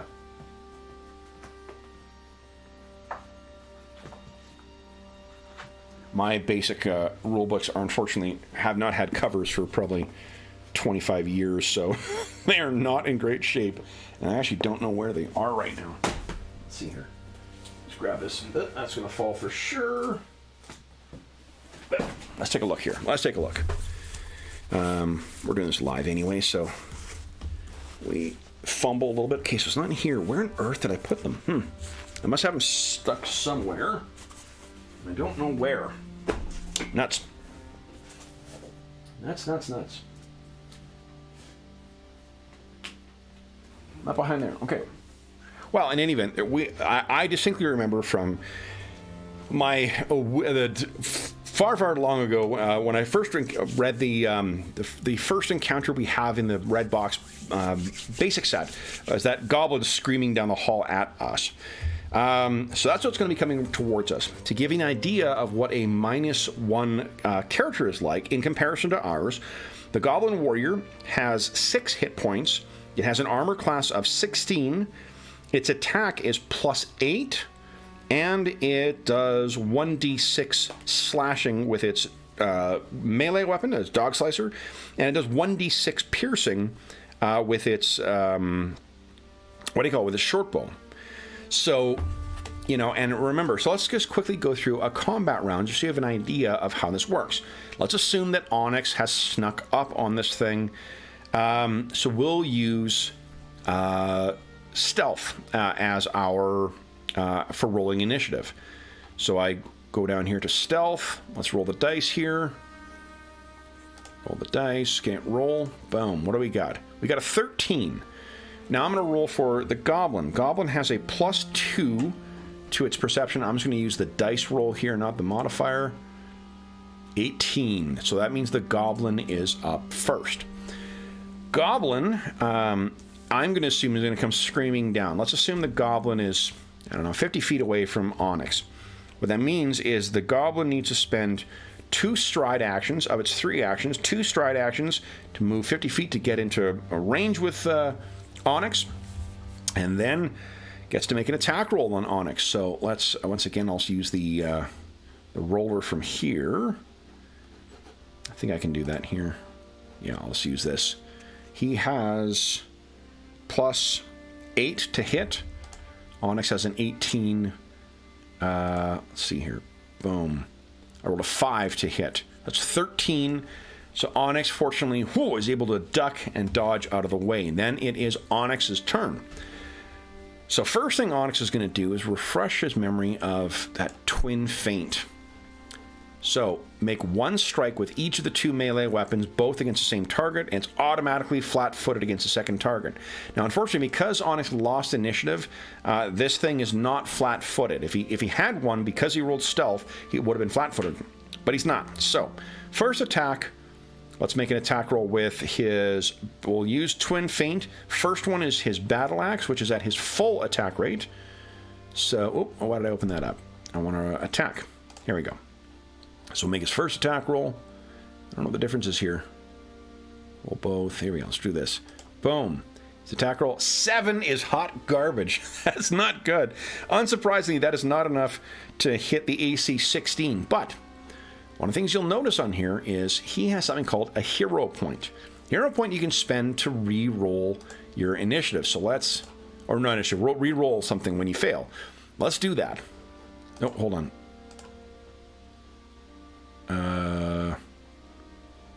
Why is it not letting me? Here, expend point. There we go. Spend 1 hero point. Let's re-roll that attack. Come on, Onyx. Your time to shine, buddy. Nat 20! There we go. So it's a critical hit on this first goblin. That is, I double the damage because it's a critical hit, and I also would have rolled a critical hit if I rolled a 26. So that's actually doubly a critical. Not only did I roll a nat 20, I also rolled 10 over the number I needed, a 16 AC. That's a critical 2 times over. I roll 1d8 plus 3, which is the damage of my axe. I don't even need my second strike. That first goblin is down. So that is a level 1 thing. Let's restore a hero point here just to have, oh, there we go. Now, let's put something a little more challenging against him to give you a sense of what happens. There's a Hobgoblin's level, let's see here. Now he faces a Hobgoblin. Hobgoblin pokes his head around the corner, trying to see what happened to his goblin lackey. Sees our buddy Onyx, and let's roll initiative once more here. Let's see how Onyx does. Onyx is going to roll. So you got a 10. The Hobgoblin is a level 1. He has plus 7 to his initiative. I rolled an 8. Plus 7 is 15. So he is up first, unfortunately. Assuming he's as far away, I do need to spend 2 stride actions to get in, leaving me only 1 more to attack. So let's make our attack roll here. I'm looking just at the dice here, the dice result. So the Hobgoblin is 2 levels higher. He's a level 1, not level -1. His bonus to hit is a plus 8, and it'll do 1d8 plus 3 slashing. He has a shield with him as well, too. This is the illustration of the Hobgoblin. But shields in Pathfinder 2 are very cool. If you play a version of old school D&D that has shield break, this will feel very similar.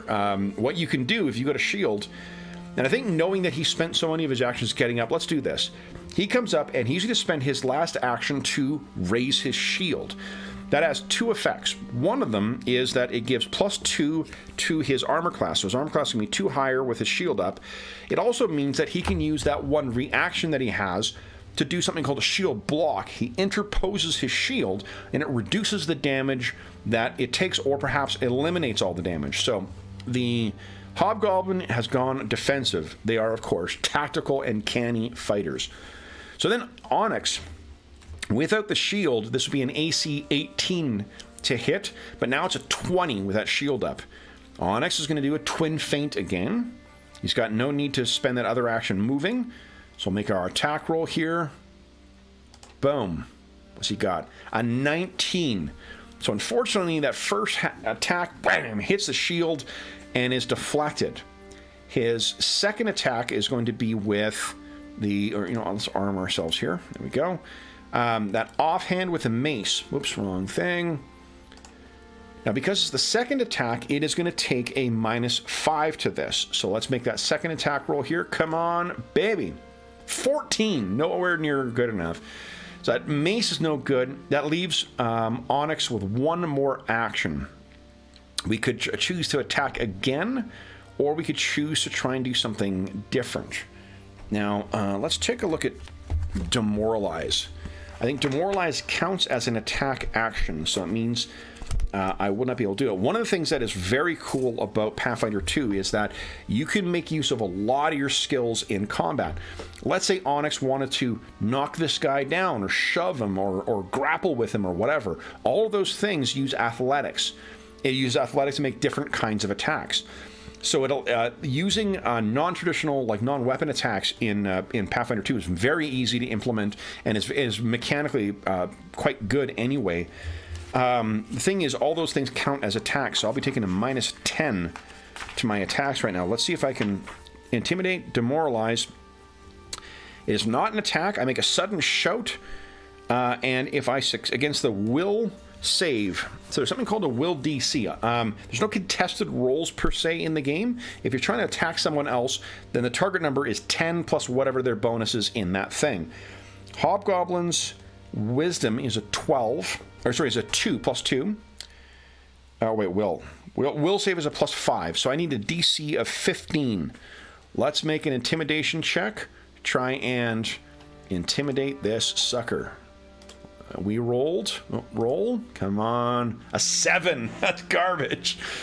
Hobgoblin is not terribly scared by us. So Hobgoblin will now respond and did not need to use his reaction. His shield comes down. It means he needs to spend 1 action this round to get that shield back up. First thing he will do is get that shield up, and then he'll make 2 attacks against our stalwart dwarf here.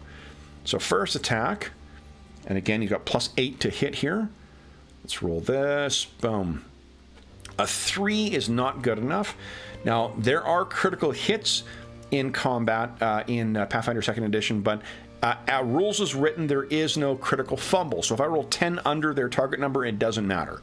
It has no effect on them unless there's something very specific that comes up. I'll try my... I don't know, I'm rolling twice here. Oh, because of my second attack. A nat 1. So... rules as written, nat 1 means nothing, but there's a fun critical fumble deck that you can make use of that gives thematic, not like overly penalizing consequences for those crit fails if you want to use that optional rule. So the Hobgoblin takes 2 swings at Onyx and does not connect. Let's see if Onyx can end this thing. So first up, let's make our attack roll here. Come on. There you go. 26 and 11 damage. Hobgoblin Soldier, in comparison, remember, he's a first level as opposed to the -1. He has 20 hit points where that goblin had 6. So 11 is a really good hit.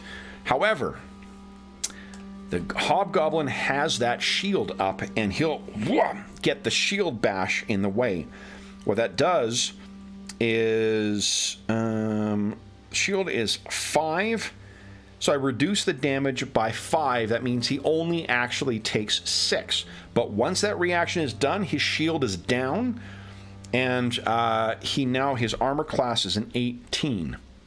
So that means Onyx may be able to get that other one to land. So we'll make our second attack at -5. That's why I'm using the second number here. Come on. 7 is not going to do it. Let's follow up with a third battle axe at 1, 2, 3. Yeah, I got one more attack left here. Or you could wail again. Let's do that. Let's wail. See if we can demoralize him. Come on. Come on, Onyx. 11 is certainly not going to do it either. All right, so I won't carry on with this, but that gives you an idea. The shield thing is a function that a lot of the shield-based characters can use. And it is one of the comment I see from players who haven't played PF2 before, who play with this, is that it makes the shields feel much more present in the game than in other versions of D&D. You know, you're thinking of what you're doing with it, and there's reasons to get something like a tower shield, because you can not only get the blocking modifier and a shield block, you can actually take an extra action to duck behind it and get an even bigger bonus to your AC. So it's a really cool way of making that part of the game feel more present and more, make shields feel like like they've got some kind of meaning other than just like when you slap them on your character sheet when you buy it from a vendor and then forget about it, afterwards. I know that there are versions of old school games that will track like, how many targets you get to use your AC against or whatnot, and that it's interesting they're trying to do that there. But I really, really like in particular how the shields feel in this. Shields take damage, incidentally. So, don't think that the shields would remain unscathed through all this turn.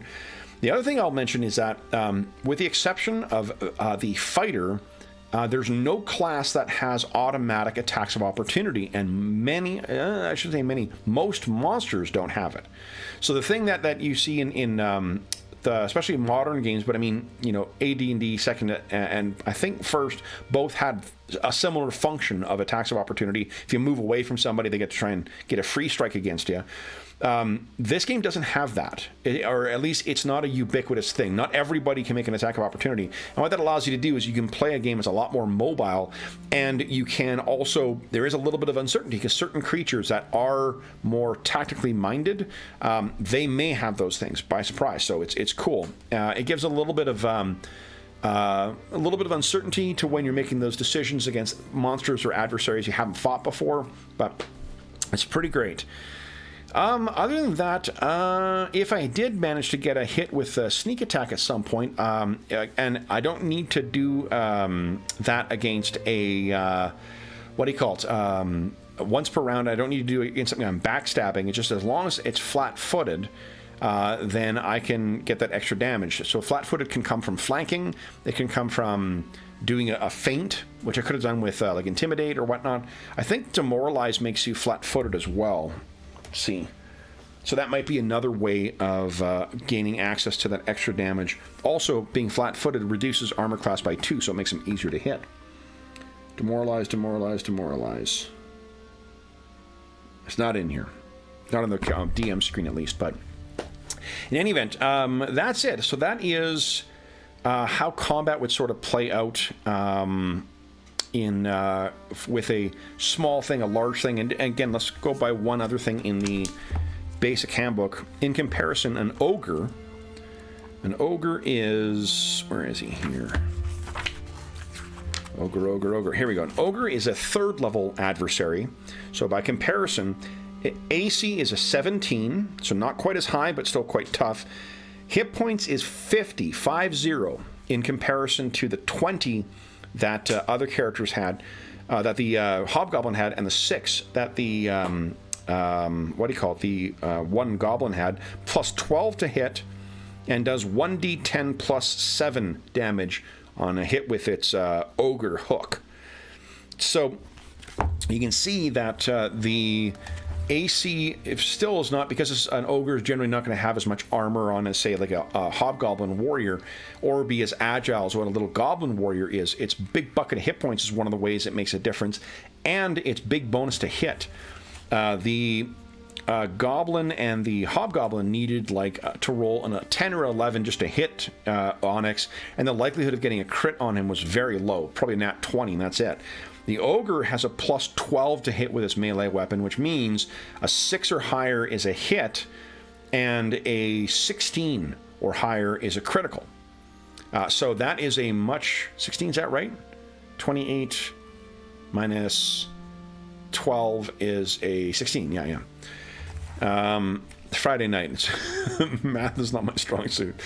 So what that means is that the reason that I bring that up is only that the ogre is also much more likely to get a critical hit against Onyx.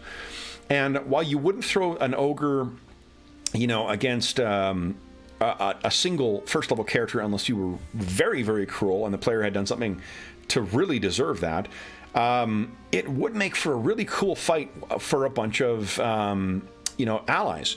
Those big hits would necessitate some healing from some of the casters, or from someone like Onyx who has battle medicine. They would allow for them to be around in the fight a lot longer, and they're going to hit more often too. So they will not just the promise of the threat of like, oh boy, if they hit, they're going to kill you. It's a constant sort of reinforcement. It also means, because their bonus to hit is so much higher, that taking that -5 for the second hit means I'm still at a +7. I'd still hit Onyx on an 11 or higher. And even with a -10 on that third hit, it's +2, 16 or higher still hits Onyx. So it is this really clever way of the math making those monsters more powerful. As you get, one of the things you may be thinking is, well, hold on, if the axe only does 1d8 damage, like how the hell won't it just mean I'll be taking forever to kill these monsters at higher level? Aha, good question. One of the ways that the magic items differ in this is they separate out the damage bonus from the attack bonus. And they do that in two kinds of runes, making like customizable magic items. You have the traditional magic items you'd recognize from any other version of D&D, you know, but in this one, the magic weapons, it's separated out into runes, so you can actually mix and match stuff. You might have a weapon that's +2 to hit, but has the effect of a +1 damage. What the bonus to damage does, the bonus to hit works just like in any other version of the game. Gives you +1 to hit whatever your adversary is. But the bonus to damage actually gives you another damage dice equal to the weapon. So a +1 to hit, +1 damage axe, if several levels from now Onyx managed to come across one of those, or you know, you decided to start him off, you know, feeling really strong, his axe would be +1 to hit, so we'd add that to all the modifiers to hit, and it would do 2d8 +3 damage. So, and then similar, +2 gives you +2 extra ones, 3d8, and a +3 weapon, which is the max, would give you 4 dice you're rolling. So as you're getting access to more powerful gear, as you're able to do more damage with stuff, you'll find that the game keeps up with your damage output. So eventually you get to that point you do in other versions, like old school versions, where those fighters who have, you know, weapon specialization and whatever else, multiple attacks per round, or, you know, crazy bonus weapons, they're taking down these big monsters fairly quickly. You can have those like fights with a big you know, village full of ogres.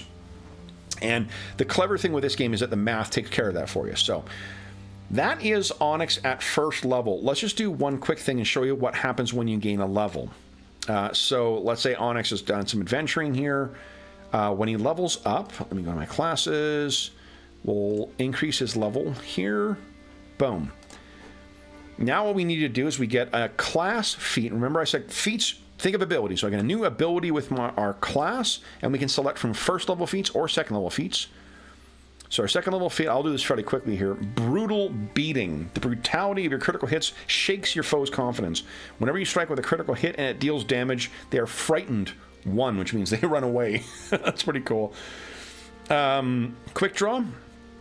You draw your weapon and attack with the same motion, so you don't need to use an interact action to take your weapon out.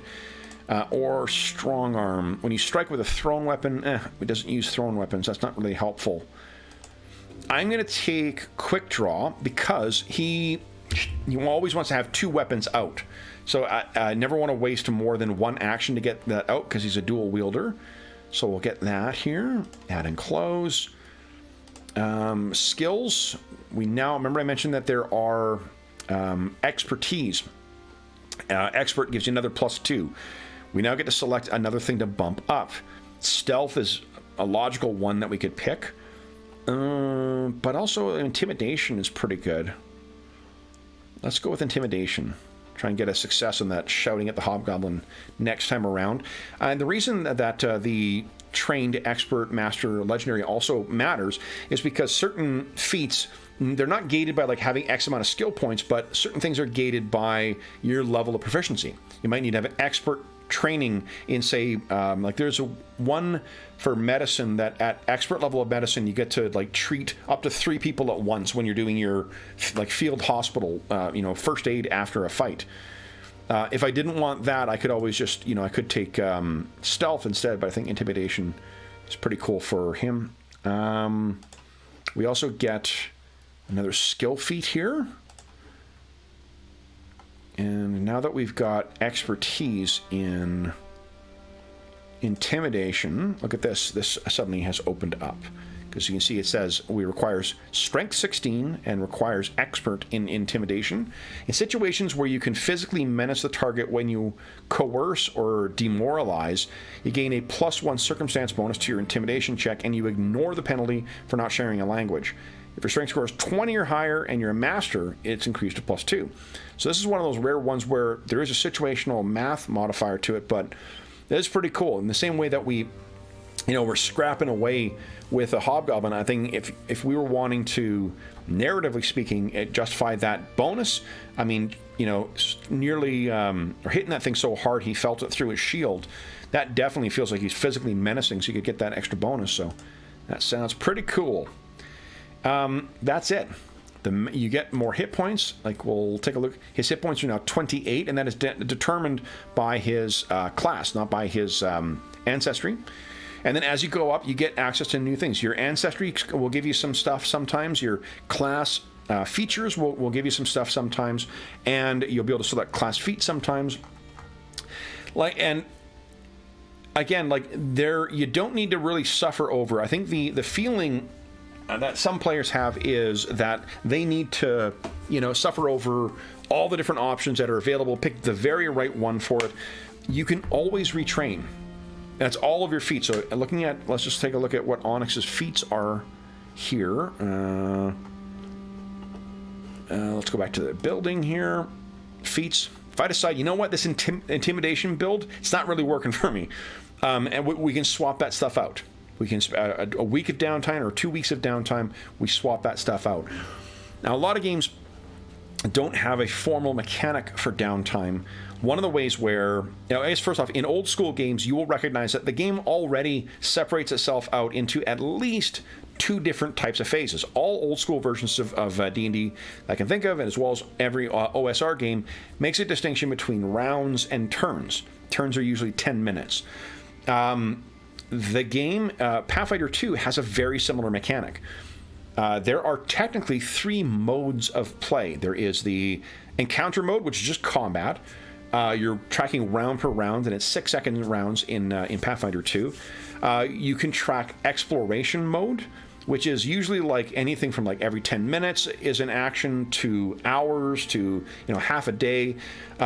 The exploration mode is what turns are in old school games, where you're sort of moving around. But the neat thing with Pathfinder 2 is it provides you with some ways of tracking that stuff. Let me switch back to my larger screen here. Let's see here. Let's do that. So I want to hold up some stuff from the book for you. Let's make myself... Oh, I made myself invisible. Hello, I'm back. Okay. Make myself bigger. There we go. We'll turn that off, and I'll move this back over here. So I want to show you some stuff out of the book here. Okay, so in the exploration mode, you still take actions, just like you do on a round-per-round basis. You get to make decisions for your character that have consequence, that tie into abilities you've got, whether it's your class abilities, your skill abilities, or things you get from your feats.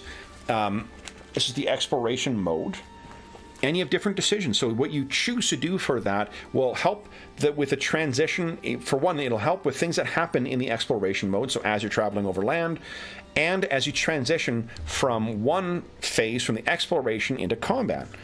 So some ones that might sound familiar, like Scout. If one character takes the Scout action, what it does is they're keeping an eye out for trouble. They get a +1 to initiative if you drop into combat. Everybody does in the party, because they're like, they're coming, kind of thing. And the, let's see here, you could investigate, you could be keeping an eye out for things, slow yourself down, but keep an eye out for stuff. You could detect magic. You could defend.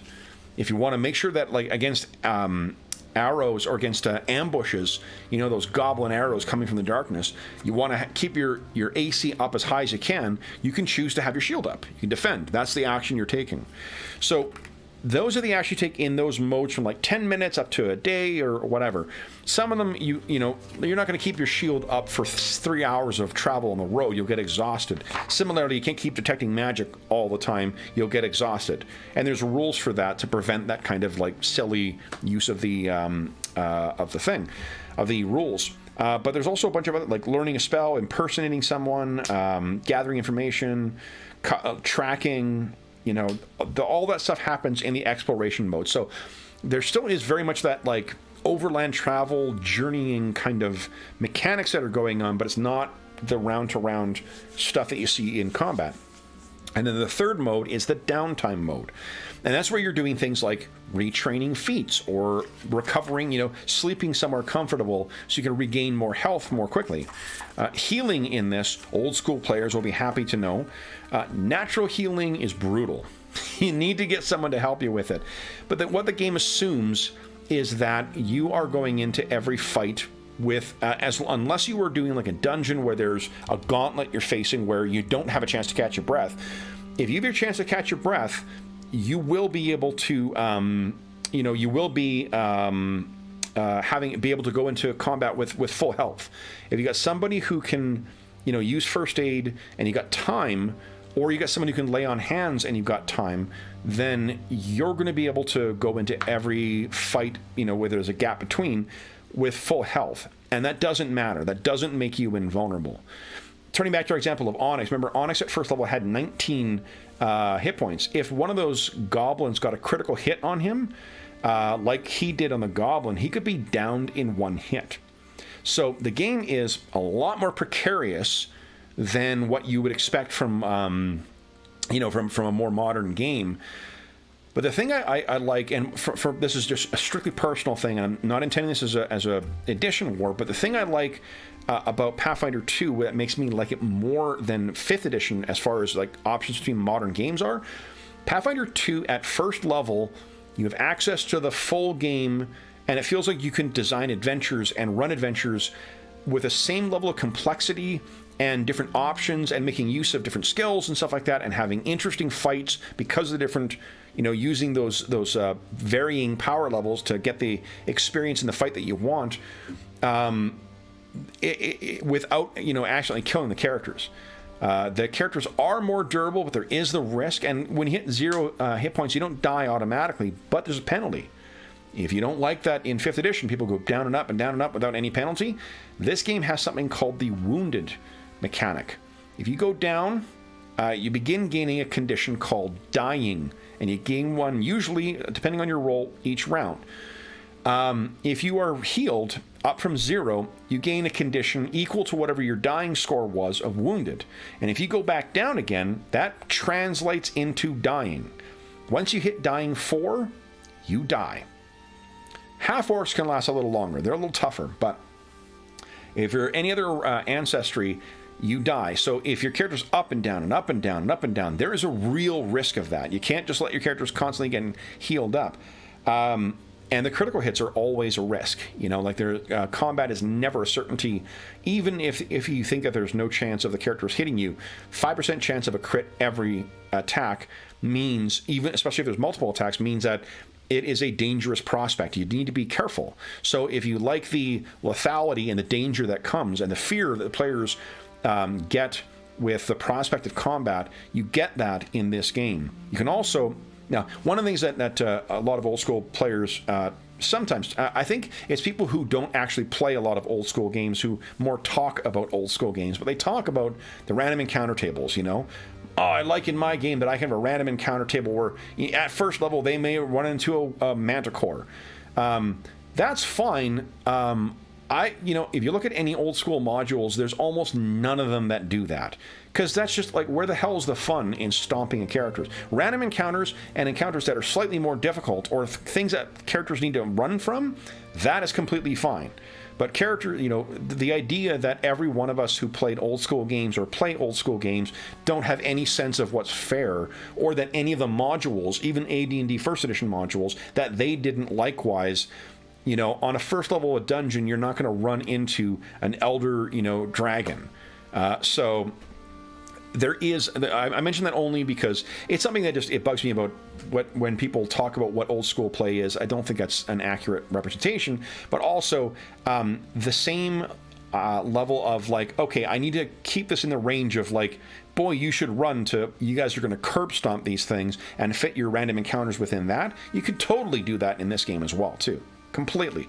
Especially now that there's 3 bestiaries worth of monsters out, and in the Game Mastery Guide, they give you the rules for making monsters, and you can take your time to like develop or design your character, your monsters, if that's the thing you like doing. And like I do that for sometimes for like special encounters or things that I really want to present as challenges or specific challenges. I've got a specific idea for a tactical encounter, but you can wing it. You can just decide to like look at those stats, and there is a version of the, what do you call it, the DM screen that has that stuff printed right on it.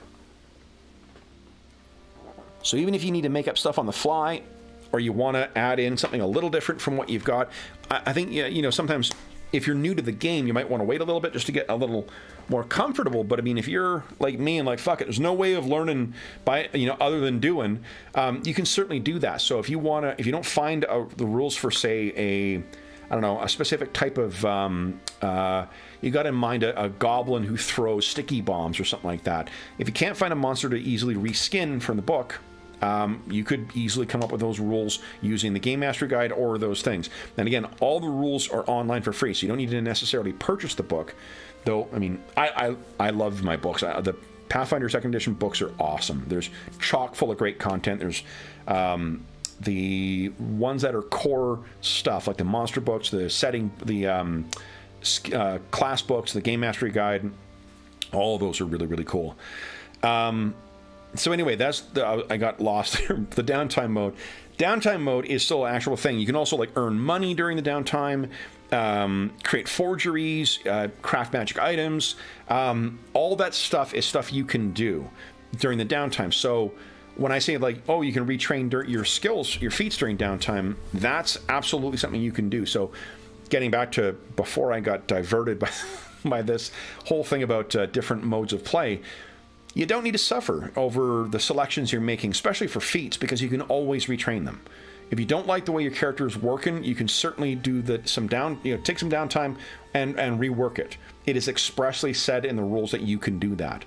So it encourages you to play.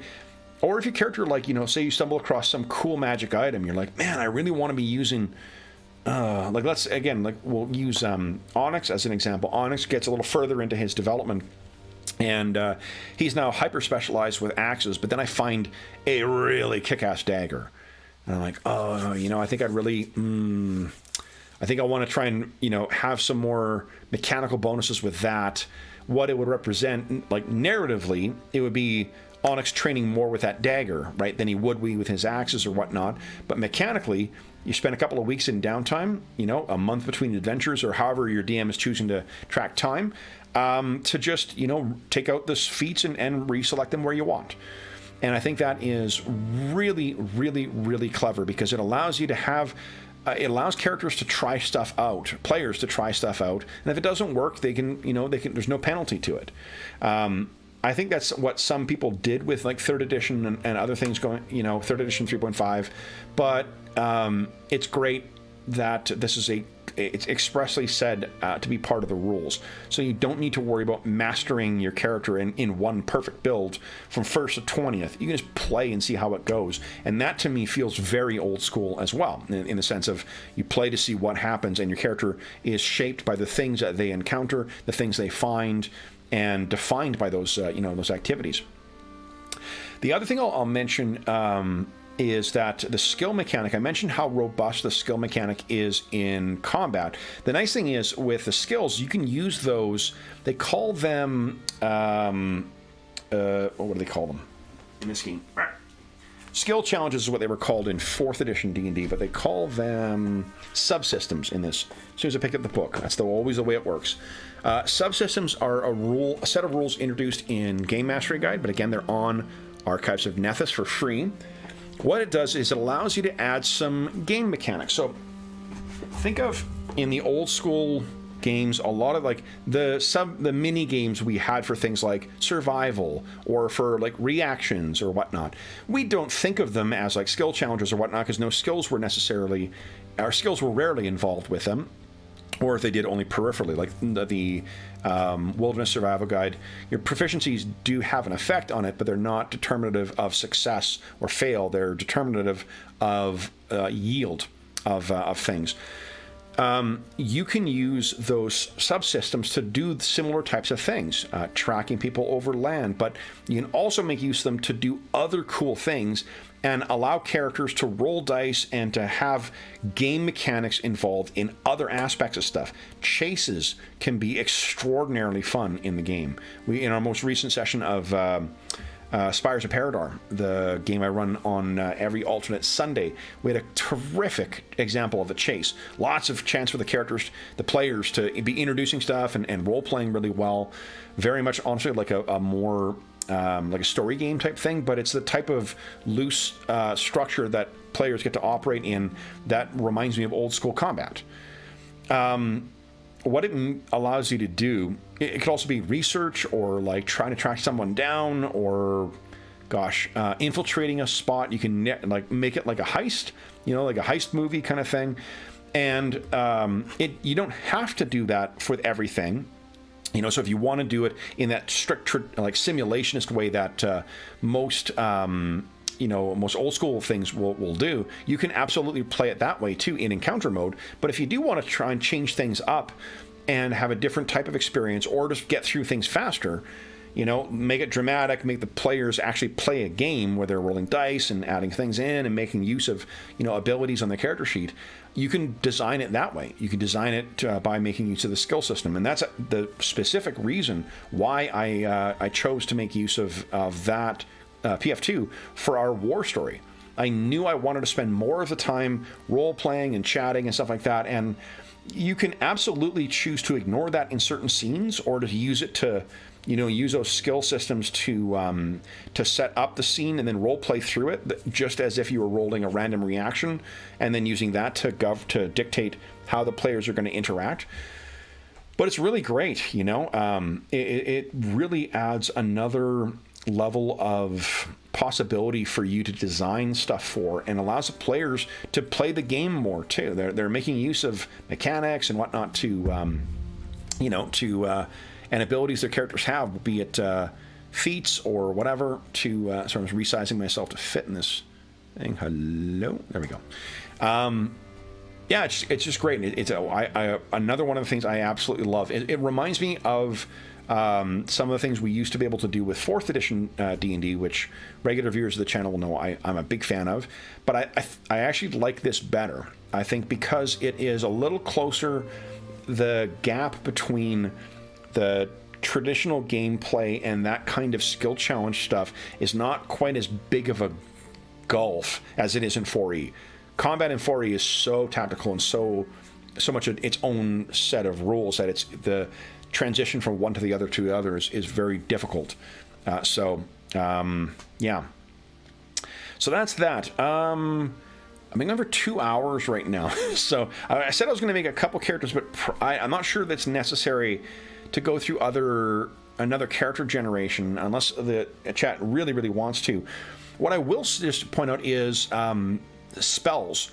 So spells in this you will recognize them from old school games as well too. D&D has, I know PF2 is not D&D, but I mean, it's, D&D with a different haircut. So it is a different form of Dungeons & Dragons in some ways, but it's also a lot of those spells that you would recognize from dating back to, AD&D, they're there. Like your magic missile's there, your enlarge is there, your blast and whatnot. They'll have a slightly different effect than what they did before, but they're all there. So you already, again, know like 75% of that. Spells are really interesting in the game because they take advantage of that 3-action economy, and depending on how many actions that your spell, how many components your spell has, that will usually tell you how many actions you take. So if you have something that takes, say it's got 2 components, verbal and somatic, which is most spells, you need to spend 2 actions casting it. Cantrips in this work just like they do in from Pathfinder 2 through till and 4th edition, where you can use them as often as you want, and they scale up with level, but the scaling is a lot more granular in this. I think it's every 2 levels that your cantrips will change a little bit. So you, again, like that the firebolt that a first level character, or produce flame that a first level character will, no, it's firebolt in this game. Firebolt will do, say, 1d10 damage at first level. It'll do 2d10 by the time you hit third. So again, with that ogre, if it's getting tagged with some of these magic spells, that's going to be doing more, more damage. In addition, there are a couple of the two ones that I think of most. Healing is very much, there are healing spells in this, very much like there are in old school games.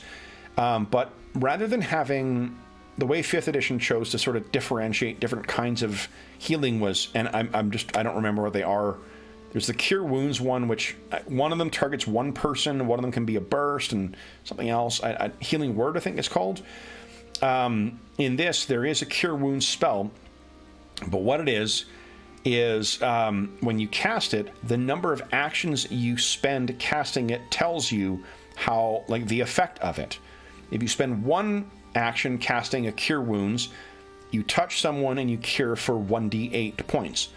If you spend two, you focus, and at a range of up to, I think it's like 30 feet, you can heal one person for 1d8 plus 10. And if you spend three, you burst out with a healing aura that hits everyone around and damages undead or other things that are reverse healing for 1d8. And then one of the tricks that the game does is that there is upcasting as well too, just like in 5th edition. Some like what used to be like Cure Light, Cure Moderate, Cure whatever, all that stuff is in one spell. You're just casting at a higher level, and it adds in more effect for it. Same thing with Fireball and Lightning Bolt and all those ones. And that's really cool because it allows you to have, for healers, to have a lot of flexibility for how they're choosing to make use of those healing abilities. And because damage, it's a very dynamic, you have some really nasty and challenging fights in the game. Healers, like, they've got a lot of cool shit to do, but because of the action economy, you can heal, let's say, touch someone adjacent to you, heal them for one, bash an enemy with one of your attacks, and get your shield up if you want it. Or spend three, your whole round, boom, bursting out a healing blast, healing your allies and raising undead around you, like we saw in one of our Pathfinder 2 War Story flashbacks for Night Below. Magic Missile, similarly, is a really cool thing because each action you spend concentrating on it gives you one additional missile out. And if you're having to concentrate, it doesn't work the way it does in AD&D, or in 5th edition. In this one, if you have a spell that has a concentration duration, it just means you need to use one action each round concentrating on it. So we had one player who would cast a blast spell or a buff spell on everybody, and then next round wanted to cast Magic Missile, but because he needed to concentrate on it, he couldn't spend the full round just using all three actions to cast it.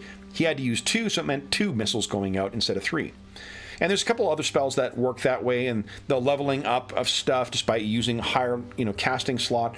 One thing that is gone from older editions is the bonus. Whatever your attribute scores are, you don't get bonuses. But just like AD&D, where only clerics get a bonus to wisdom, clerics in this get a set of bonus healing spells at default. This is part of their class. They get a bunch of bonus spells dictated by their charisma modifier. So in addition to whatever other spells they choose to prep, they can always tap into a pool of healing abilities. They can't automatically switch stuff over like you could in 3.5, and Pathfinder 1. But it gives it a cool way of sort of allowing them to have some extra healing, just like you did in those extra slots in AD&D. But no other class, no other caster class gets that. At least no other... there might be a healer class who gets extras. I don't remember. Maybe not. I think clerics are, without a question, the best healers in the game in this one. They're awesome. So that's magic, because that is something that is quite different as well too. But you're not, again, like the number of spells you're going to prep are the same.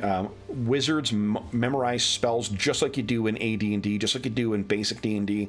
You'll read your book in the day, you get it.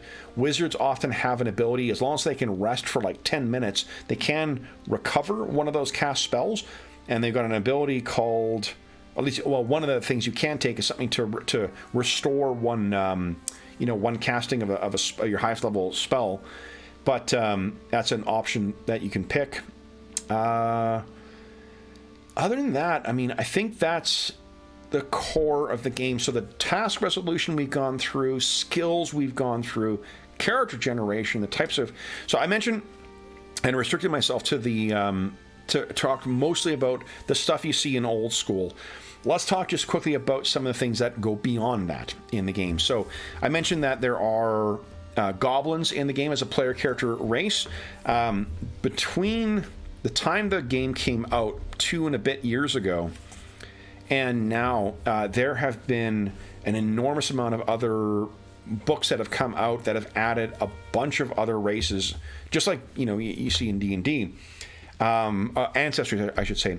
So things like lizard folk and kobolds and orcs and there's little pug men called shoonies and flesh crafted, which are like patchwork men, and dampiers, and like there's tons. I'm not sure I'd say 100, but there are tons, like tens of different dozens of different ancestries you can choose from. You don't need to include all of them, and you can certainly keep it to the ones that you are comfortable having in your game that makes sense for your game. But the option is there. If you're someone who liked playing with some of the more unusual options, say in basic D&D or BECMI D&D, you like your Creature Crucible books. Where are they here? You want to add yourself in some Tall Tales of the Wee Folk. Whoop. You want to play some centaurs or sprites or brownies, or maybe you'd like a little undersea adventure with the sea people, or maybe you're a fan of one of the old school kit books, the Complete Humanoids Handbook. You want to play a bugbear or something like that. The rules are there for that by this point of the game. At the time of recording, all that stuff has expanded out, so you got a lot of opportunity to play a lot of different ancestries. In addition, there is the Alchemist in the core book that has never been part of AD&D. I'm sorry, of Dungeons and Dragons. And then there are a couple other books that have added in a couple other really interesting things. The Advanced Player's Guide adds in, let's see if I can do this by memory, probably not. They add in the Witch, the Swashbuckler, the Investigator, it's probably in the back. The Investigator, the Oracle, which is kind of like someone who has a connection to the divine in a non-traditional way. They're not a member of a church or order or whatnot, unless you make them an adept. But the power they get, or an acolyte as a background, there's lots of... the Oracle is that kind of thing. It's a divine caster. Swashbuckler and a Witch, which is a cool kind of... similar to a wizard, but they have a familiar that kind of acts as their spell book. It's a really, really different class. And then what this one introduces is a host of new archetypes. You may remember I mentioned the archetypes are one of the ways you can tweak your character by taking class feats. Instead of that, make yourself a dual wielder, or make yourself part of flavors of another class. This one adds 40 new archetype options. And just because that's there does not mean it needs to be included in your game, nor do you need to know it. You don't need to include this stuff. This is just if you want to add in, particularly if you're trying to play in one of those non-traditional settings, either like a pre-published non-traditional setting like Spelljammer or Planescape or Dark Sun. Those will help you find mechanical ways of capturing some of the stuff you want to include in that. They also recently published this year, or end of last year, I believe, Secrets of Magic. Secrets of Magic added in 2 classes, one called a Summoner, which is kind of like a magical pet-based class. You get to customize the thing you summon, and you get to have a pet of some kind, some summoned creature. And it allows you to have an enormous amount of creativity for how you choose to make that work. And then there's also the Magus in here. The Magus is the the magic-wielding melee fighter or archer. Just like the rogue we built, you can select class features. So a magus could be a spellcaster who infuses a sword or staff or paired weapons or a bow with magic, but also casts magic. So, and it's really, really good. Like, I really like the class an awful lot. I like the magus in first edition Pathfinder as well, but it's very finicky and kind of tricky to play. They have done a really great job of what I think is the best version of that Gish class, right? The blade dancer or the fighter mage that you find in old school games. It's awesome. Very, very exciting class, and lots of cool ways to really tweak it to fit what you've got in mind for your type of, are they a heavily armored dwarf who uses magic to, enchant their hammer, or are they a nimble elf, just like a blade dancer, light armor, using spells to augment their tiny rapier. The most recent class kind of base book is this Guns and Gears, and this definitely will not. It seems like they recognize that this one's not for everybody. If you don't like guns in your game, if you are a traditionalist and you want to have your game play like Greyhawk, or play like pre-Gond, pre-second edition AD&D Forgotten Realms, Grey Box Forgotten Realms, or Mystara for that matter, or whatever. You're setting your own that doesn't have that. You don't need to make use of this. But this implements guns and gunslinger type classes and mechanical stuff like Clockwork Gears and whatnot in a way that I think is better than any other fantasy RPG that I've played. The Iron Kingdoms RPG was something we ran for about 2 years. It was a great game. It did a really good job. Guns did not feel like they were overpowering or overshadowing any other stuff in the game, but they also, it made sense why a lot of people would choose guns over other things. This is guns aren't quite as prominent and as powerful in this, but there's a great reason for why you'd want to use one in a lot of cases. And the gunslingers are super cool.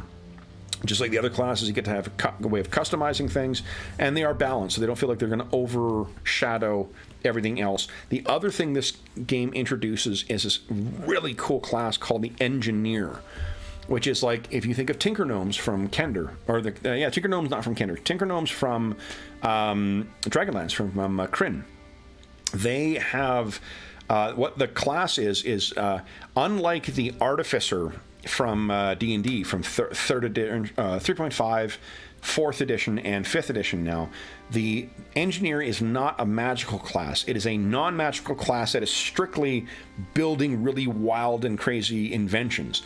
And I absolutely love that. I love the thematic idea of having an inventive class that isn't just a slightly reskinned caster, where you're just reskinning the spells in some cases to have more of a technological bent, or the 5th edition Artificer is a lot of fun. It's a really cool class, don't get me wrong, but for a class that is trying to be, it's cool having something so unique like that. For Dragonlance in particular, like from what I remember from those old actually I got the book here. Where is it? Dragonlance Adventures. Here you go. Yeah, it's really stuck in there. Let's take a look at it. What I was going to say is, I don't remember the Tinker Gnomes being magical. I don't remember the Tinkers being using spells to do their stuff. So an Artificer really wouldn't be. It'll work in a pinch if you don't have that direct. Tinkers 21. If you don't have that. Have something else in your game. Yeah, Tinker class out of this has no spells. They are strictly, so I think arguably the Engineer out of Guns and Gears would be the best way to date to capture a playable way of making a Tinker Gnome in it too, so that's pretty cool. Yeah, so there's a lot of options in there, and I think that the way, if you're an old school player and you wanted to try and give PF2 a try, but you wanted to do it in a setting or a you know, or at least have sensibilities that you want, like that capture that medieval, quasi-medieval, you know, D&D classic flavor, you absolutely can do that and still take advantage of all the other stuff that's in Pathfinder 2. But if you are playing in one of the settings like Spelljammer, you know, swashbucklers and gunslingers might be a good addition to that. Like they'd feel right at home. Some of the weirder classes like Summoner or Magus. Magus, I mean, honestly, I'd play in anything. If you play basic D&D, has basically all the elves are all Maguses, so you know I would have no difficulty allowing that in any of my basic games. But you know, a Summoner is a bit of a more unusual thing, certainly not in traditional, or Sorcerers for that matter, from the core rulebook. But if you're playing Planescape with all the wild and crazy stuff that can be found there, having a character who's a semi-caster who happens to have bonded with a angel, or you know, enslaved a Modron or something like that, like, or whatever, some kind of mental connection with a, I don't know, floating magical dolphin, that stuff's all completely feasible, you know, in the setting, and you can capture it in a very, very good mechanical way in the game. There's rules there for it. So I think that what you can think of is, and again, all this content is available for free on Archives of Nethys. So, I think that's it. I'm trying to think if there's anything else. I'll go to chat and see if there's any specific questions that anyone has. But I will. If not, then probably that's enough. I'll give you a minute or so. If anyone does have any specific questions, or like not only about the game, but like, you know, oh, how would you model something? Someone had suggested a Knight of the Rose before. You know, I was thinking about that before. I actually started building sample characters in this. So like one character from Dark Sun, one character from Greyhawk, one character from Dragonlance, to try and give an example of how you could build this, the different characters in this. And I gave that up because I thought there would be a better way than just showing you characters that I'd built. But one of the things that was interesting about that is I remember that in Dragonlance, Knights of the Crown, Knights of the Sword, and Knights of the... What is it? Knights of the Crown, Knights of the Sword, Knights of the Rose. I think that's it. Let's see. I got my Dragonlance Adventures here. Each of those is actually a little different, because the Knights of the Sword are the ones who are effectively like paladins or quasi-clerics, so they start getting spells. So, yeah, Crown Knight, and the Sword, and the Rose. Look at that. Look at that. 30 years and it's still up there. The thing to think of that is I think you would build it the way you see your character ending up, right? Like, and again, you can change feats over time. Excuse me. If you wanted to, you could just build it as a champion, which is the PF2 version of a paladin, and then start taking cleric archetypes so you can gain access to some clerical spells. So your character will be a quasi-caster, you know, a little more of a caster of a little more of a caster than a straight paladin would be, or champion would be. Or you could... yeah, I think that's probably the best way to do that, because that reflects that growth through the different levels. Wizards of the different, orders, the high orders, you could easily build those different robes things. It's more setting-based stuff. The whole mechanic of the moons affecting different kinds of magic is a neat idea. I never use it at the table. If you did use it at the table, you can easily apply almost the same modifiers to your game, of giving slight bonuses. Maybe you grant a extra spell slot, or give a penalty to saves against the spells. Kender are fairly easy to build as just halflings. In this, I'm using Dragonlance as an example just because I know someone had asked about that. But like, you could very easily rebuild in the game. Those, like, the same characters, the characters from the start of the original trilogy. And one of the neat things because of the way Pathfinder 2 works, I think that you could easily build every one of those characters. Sternbright Blade, Cameron, I can't remember which was which. Raceland, Flint, Tasselhoff, Tanis, Tika. Who am I missing? Goldmoon. Riverwind, all those characters, you could build them as first level characters in Pathfinder 2 and start playing those adventures through from start and then just level up as normal. Because, again, you've got the full game there at the first level. You know, you're not one bad... I mean, you are sort of... someone gets a bad crit on you, you're going to go down. But, like, the characters... There is a... The level of challenge and whatnot that you can have against equal opponents in the game remains the same. As you saw, like, with Onyx, our example character, 19 hit points, 18 AC... The likelihood of that 6 hit dice or 6 hit point goblin ever taking him down is pretty fucking slim. It's not a risk of, like, he'd have to have a couple of really bad rounds for him to actually go down from that one thing.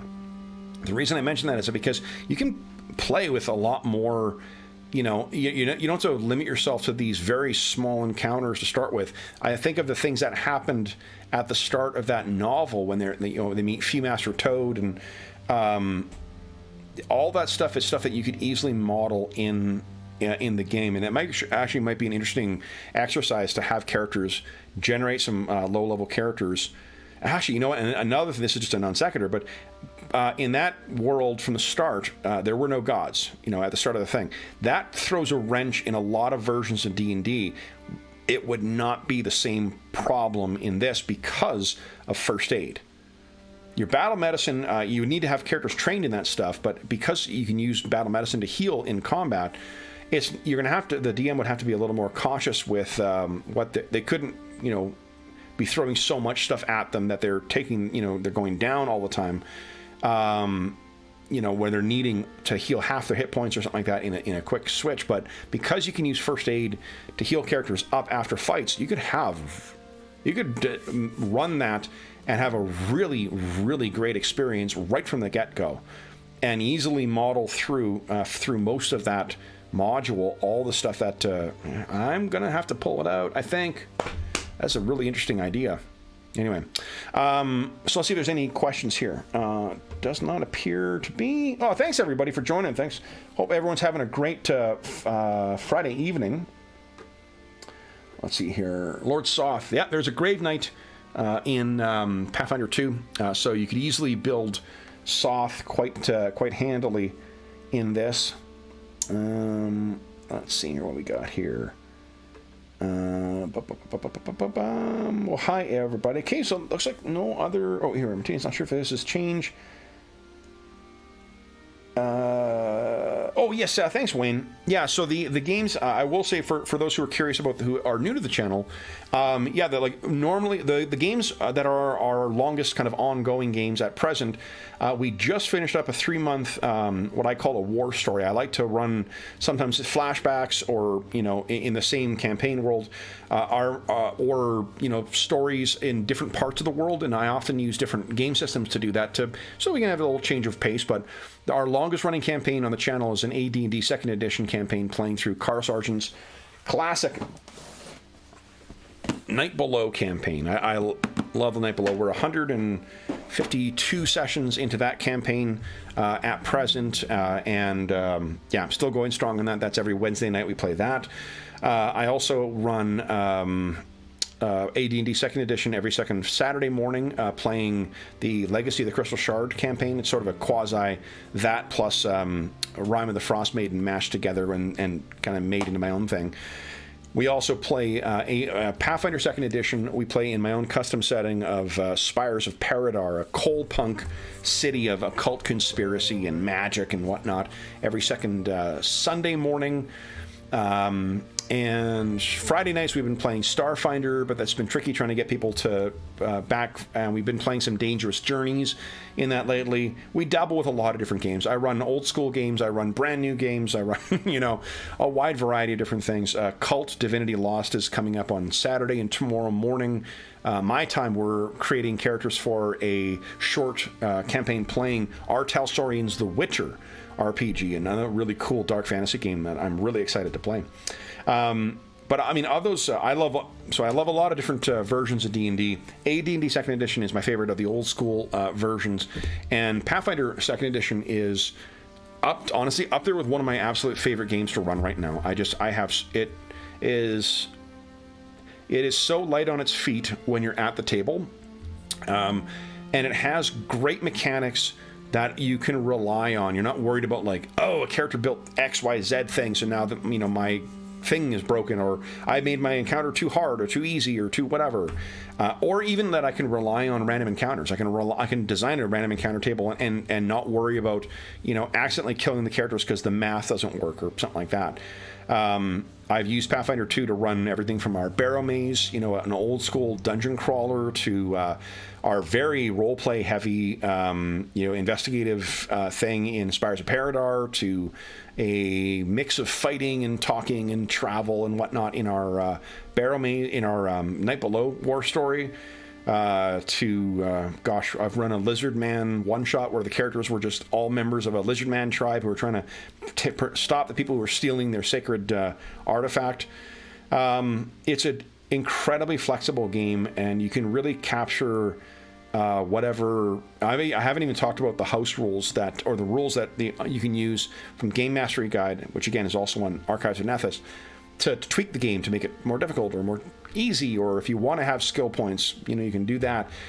You can tweak the game. For myself, it's one of the few games where I don't actually run it with any house rules, because I love it as it is. So anyway, that said, I know that a lot of folks on the channel are old school fans. I hope that this has given you some idea of what Pathfinder 2nd Edition actually is, and I'm hoping that you will agree that you already were equipped with most of the language you need to understand what Pathfinder 2nd Edition actually is. The stuff that you need to figure out that makes it different from the other games really is just that it gives you more, the things you learn gives you more options. It's not like, oh, I need to remember this piece of math, or I need to remember whatever. It's that, oh, okay, cool, I remember that I can raise my shield in combat and get my AC bonus, and I can use a reaction for it. Or I remember that I picked this ability, so when on my turn, I can use like the one that Onyx was doing with the 2 attacks. Or the flexibility in your spells, that, oh, you know what, I can afford to spend my entire round casting magic missile and send 3 bolts out, or versus like, well, even if I take down one of these guys charging me, I'm not going to take them all down, so I can get one off, and then I got to spend my next 2 actions boogieing. I find that the game plays it very quick at the table. It feels very old school in the sense of it's dangerous. The game is, when you're getting into where violence is involved, it's dangerous, but you can also indulge in more of that, like, higher level encounter design. I find that with a lot of old school games, because they're not intended to do this, they're much better at simulating just reality, as opposed to if I want to create a tactical type encounter with a choke point or whatever. You certainly can do that with it, but you can do that in the same way that shit can happen in real life. Pathfinder 2 gives me a little more flexibility with that, with the way the math sort of sorts out between like more difficult and easy creatures and whatnot. So I find that I'm more easily able to design set pieces, which makes combat fun. There's a lot of variety you can add into that.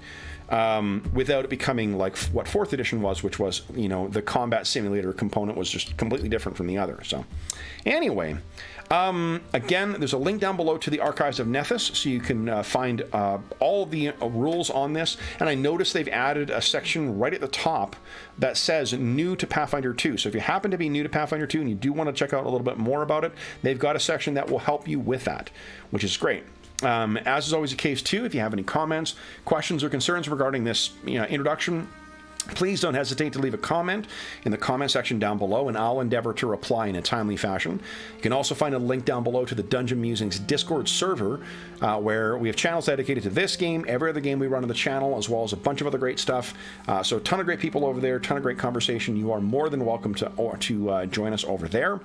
There is also a 2 other links down below that will be of importance. One is to our friends at Noble Knight Games. Noble Knight Games is the premium, I think, largest retailer of role-playing games in the U.S., certainly for used games in the U.S. They have an unmatched selection of out-of-print games, so if you are an old school player, I have been able to fill my AD&D second edition and my third edition D&D 3.5 collections largely thanks to their stock and to their option for a watch list. So you can keep an eye out for if they don't have something in stock. You can keep an eye out for when they get it in. It's usually not, even for really obscure stuff. Like recently, I got a bee in my bonnet about trying to track down a copy of Wheel of Time RPG, and it was about 3 weeks or a month after I put it on my watch list. It showed up. It was gone because it was on someone else's list, but so I didn't get it. But it's cool that they have that feature on there. And the reason I mentioned them is because they have kindly offered us a discount code to share with you fine folks. If you decide to purchase anything through their website, for $10 or more, you can enter at checkout. Enter the code DungeonMuser, and you will save 10% on your purchase. And that stacks with any other kind of sale they've got going on, so you get to save yourself a little extra money on top of whatever money you're saving from that other stuff. In addition, there's a link down below to something called Heroes Save Villages. That is the charity fundraising campaign we run on the channel. I'm just going to wet my whistle here quickly. Oh, I went one question. Before I talk about that, great question. Curious how you'd simulate psionics in Dark Sun and in Pathfinder focus spells. Yeah, it's a good question. I actually think what I would do, that would be an interesting way of doing it, is allow characters to draw on their focus to do that. That's a really good idea. Honestly, like, because I'm a 4th edition player as well, 4th edition did a perfectly fine version of Dark Sun. It's not the same as what the classic version is, and the classic version was my first campaign setting that I really fell in love with. But I would take the 4th edition approach and just give have each character, I'd make a random encounter, like a random chart with all the cantrips in the game in it. And if I wanted more agency for the players, I'd let them roll twice and pick one of them. Or if you want to do, what they did in the old school one and roll randomly and see how many powers they get, but then just give that to them. Cantrips are not abusive, and because of the action economy in Pathfinder 2, having access to extra spells, or extra whatever the abilities they've got on a round-per-round basis is really not a concern. It just gives them an opportunity to do something different and unusual. It might be something as banal as like a firebolt or whatnot, and that's I'd let them make full use of that. But if it's something more exotic, like say I can't remember what it's called, Aid Another, or there's one that grants a bonus to allies to try and defend them a little bit. And then in the later books, they've introduced even more exotic cantrips. That's probably what I would do, just to, to avoid the more powerful things. But if you weren't, you can always add in more monsters. So I mean, balance is not really a thing. And the idea of using it as a focus, that's an interesting idea. There's some really cool abilities in the in the sorcerer list of focus abilities. To be honest, they're all pretty interesting, but a lot of the sorcerer focus spells are really thematic, so that might be a really good way of capturing that too. And it would make them, I guess what the cantrips would do is would make them more ubiquitous. You would see characters making more use of that, assuming they were semi-useful. So it would make psionics feel more present, and then if you wanted to have them feel more, more unique, more like the wild talent kind of stuff, where you suddenly are able to manifest crazy powerful stuff. You could do it with the focus spells. I guess the thing is with focus spells, you only need to spend 10 minutes to get your focus points back. So you would go into a fight always having access to that focus spell. So that'd be interesting. I don't know. I mean, I guess there's only one way to do it, is to try it at the table, right? To build some characters for Dark Sun to do that. I have given some thought to breakage, because I think what I would do anytime you get a critical success, I think that there's a way of just applying damage. Like you pick a certain amount of damage to wood to, and there's already rules for like how much damage a wood object or stone object and whatever would take. I wouldn't do what old school Dark Sun did and give penalties for those, for things that don't have the that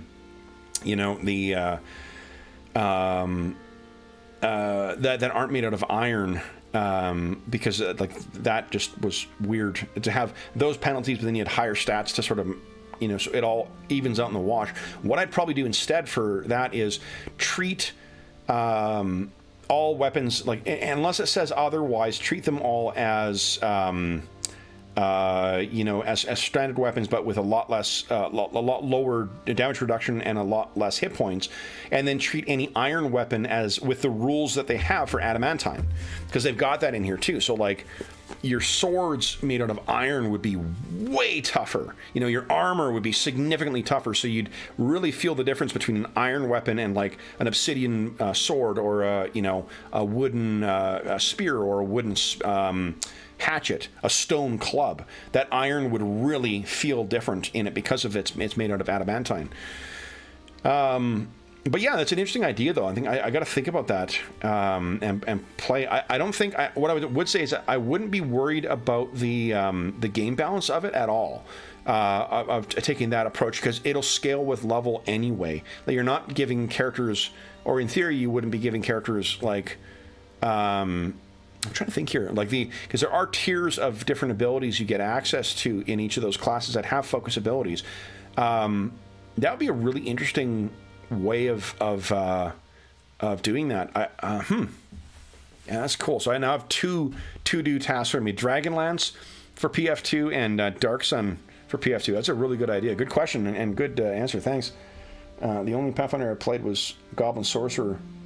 Yeah, no, but it's a good idea, Shattered. That's definitely, it's a really clever idea, because, you know, there are different, you use psionic strength points in, of one, you know, way or another in each iteration of the psionicist. It was a different way in 4th edition, but you did have access to those things, so using focus points in a similar way. And the idea also that, I guess what that would imply too, is that focus points that are used by any of the other classes, that would kind of be, that would be implied that those would be psychic abilities. Which is very Dark Sun, where you're like, psionics are ubiquitous and whatever. So that would be an interesting way of doing it, but it's a really good idea. And you could end up with some really, especially with random encounters, some bizarre combos, right? Like, you can have the rogue, like if this was a Dark Sun character, that Onyx was generated, you know, he'd be bald for one, which he was, I guess, in the photo. But let's say he gets like a goblin, you know, the thing that the elemental sorcerers get, where they can shoot a gob of elemental fire or earth or whatever out at people. Imagine just a regular rogue who happens to have that natural ability to toss that out, or, you know, I don't know, sorcerer who also happens to have the paladin's lay on hand ability. So some really neat ideas for that. You would have to, I mean, honestly, like the idea, you know what actually would be interesting too, is you can use that in a way to model what do you call it? Defiler. A Defiler could have one focus point automatically, and they could use the focus point to defile as they're casting, give them an extra, say, you know, highest level casting of one of their other spells. And just don't give that to the preservers. But the defilers have to defile every time. You could even use a larger scale version of the retraining that you use with feats to try and learn to not defile. Like, one of the things that is cool in the novels, right, the Prison Pentad, is that like it feels more like it is a struggle and constant temptation for characters. You know, of leading, preservers can always defile, but they choose not to. You know, it's a conscious effort on their part to not make use of magic in that destructive way, and having that as the tease for players to, like, hey, you want to get one of your high level spells back, you just got to defile, and then have it linked to maybe some kind of saving throw or progressive, you know, condition that they need to spend downtime getting rid of. That'd be a pretty cool way to build a mechanically rewarding and mechanically way of reinforcing the, you know, the theme of the defilers in Pathfinder 2. And it's an example of, again, like, I think one of the strengths of the system is it's very easy to like house rule stuff or change stuff or whatever else without worrying about breaking the system overall. So great idea and great questions.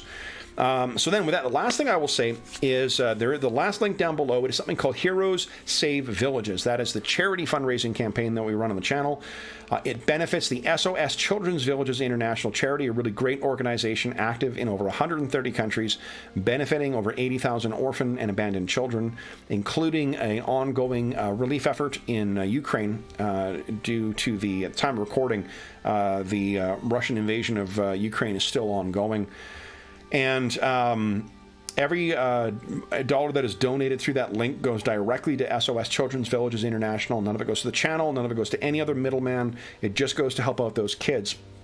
And as a small way of saying thank you for that, for every $25 Canadian that you donate, you get one chance to win the grand prize or one of the other great prizes we have in our next charity raffle.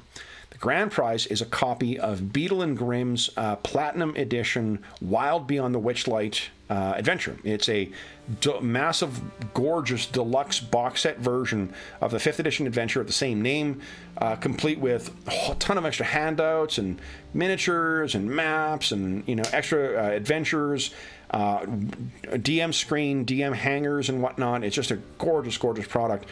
And if you don't win that, there's also our second prize is also donated by our friends at Beadle and Grimm's Pandemonium Warehouse, and that is a copy of their brand new,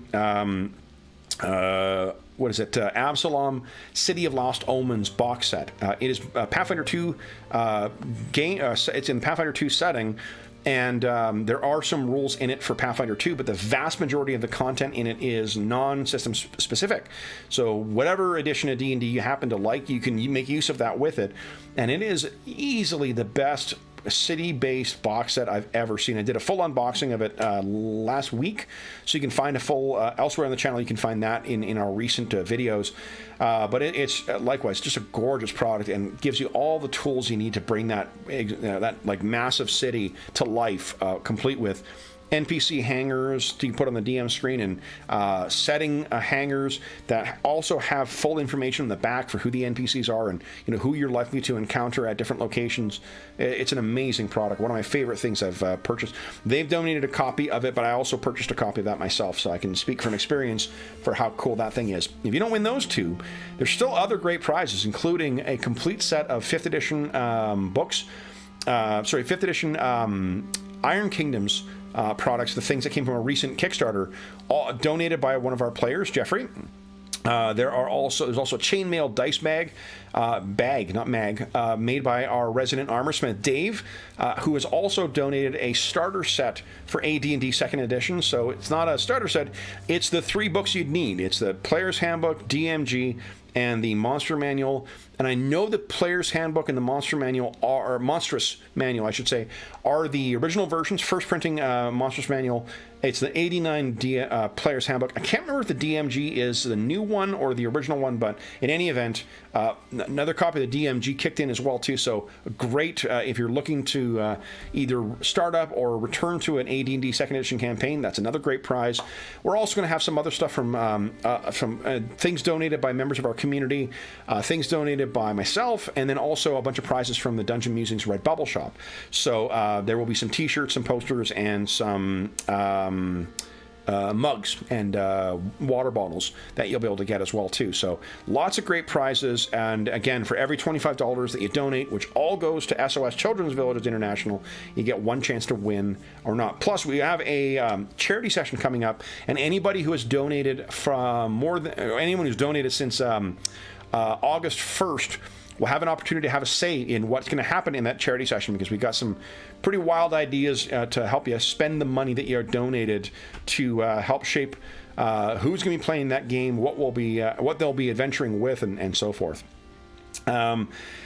The last thing I will say is a huge thank you to everybody who has sat through this. And in particular, if you're an old school player who had no interest in Pathfinder 2, or you know, I really hope that this has given you, at the very least, enough information to make the judgment call whether it's a game that you'd like or not.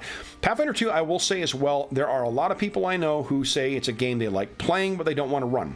I think that's crazy, because it's a great game to run, but I understand completely why that might be the case.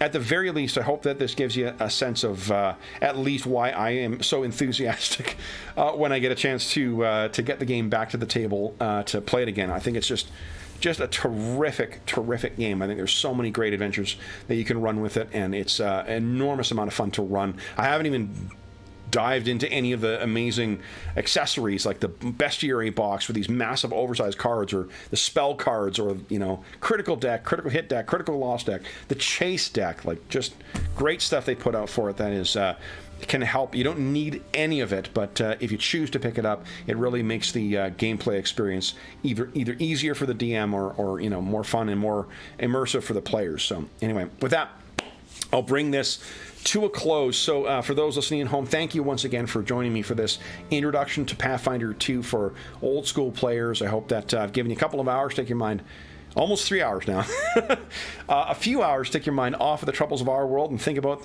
the kind of adventures you could get up to of the old school variety in Pathfinder 2nd Edition, as well as some of the other great material out for Pathfinder 2nd Edition that you could incorporate to fit your own version of the game. As is always the case, until we see you again, stay safe, stay healthy, and happy gaming.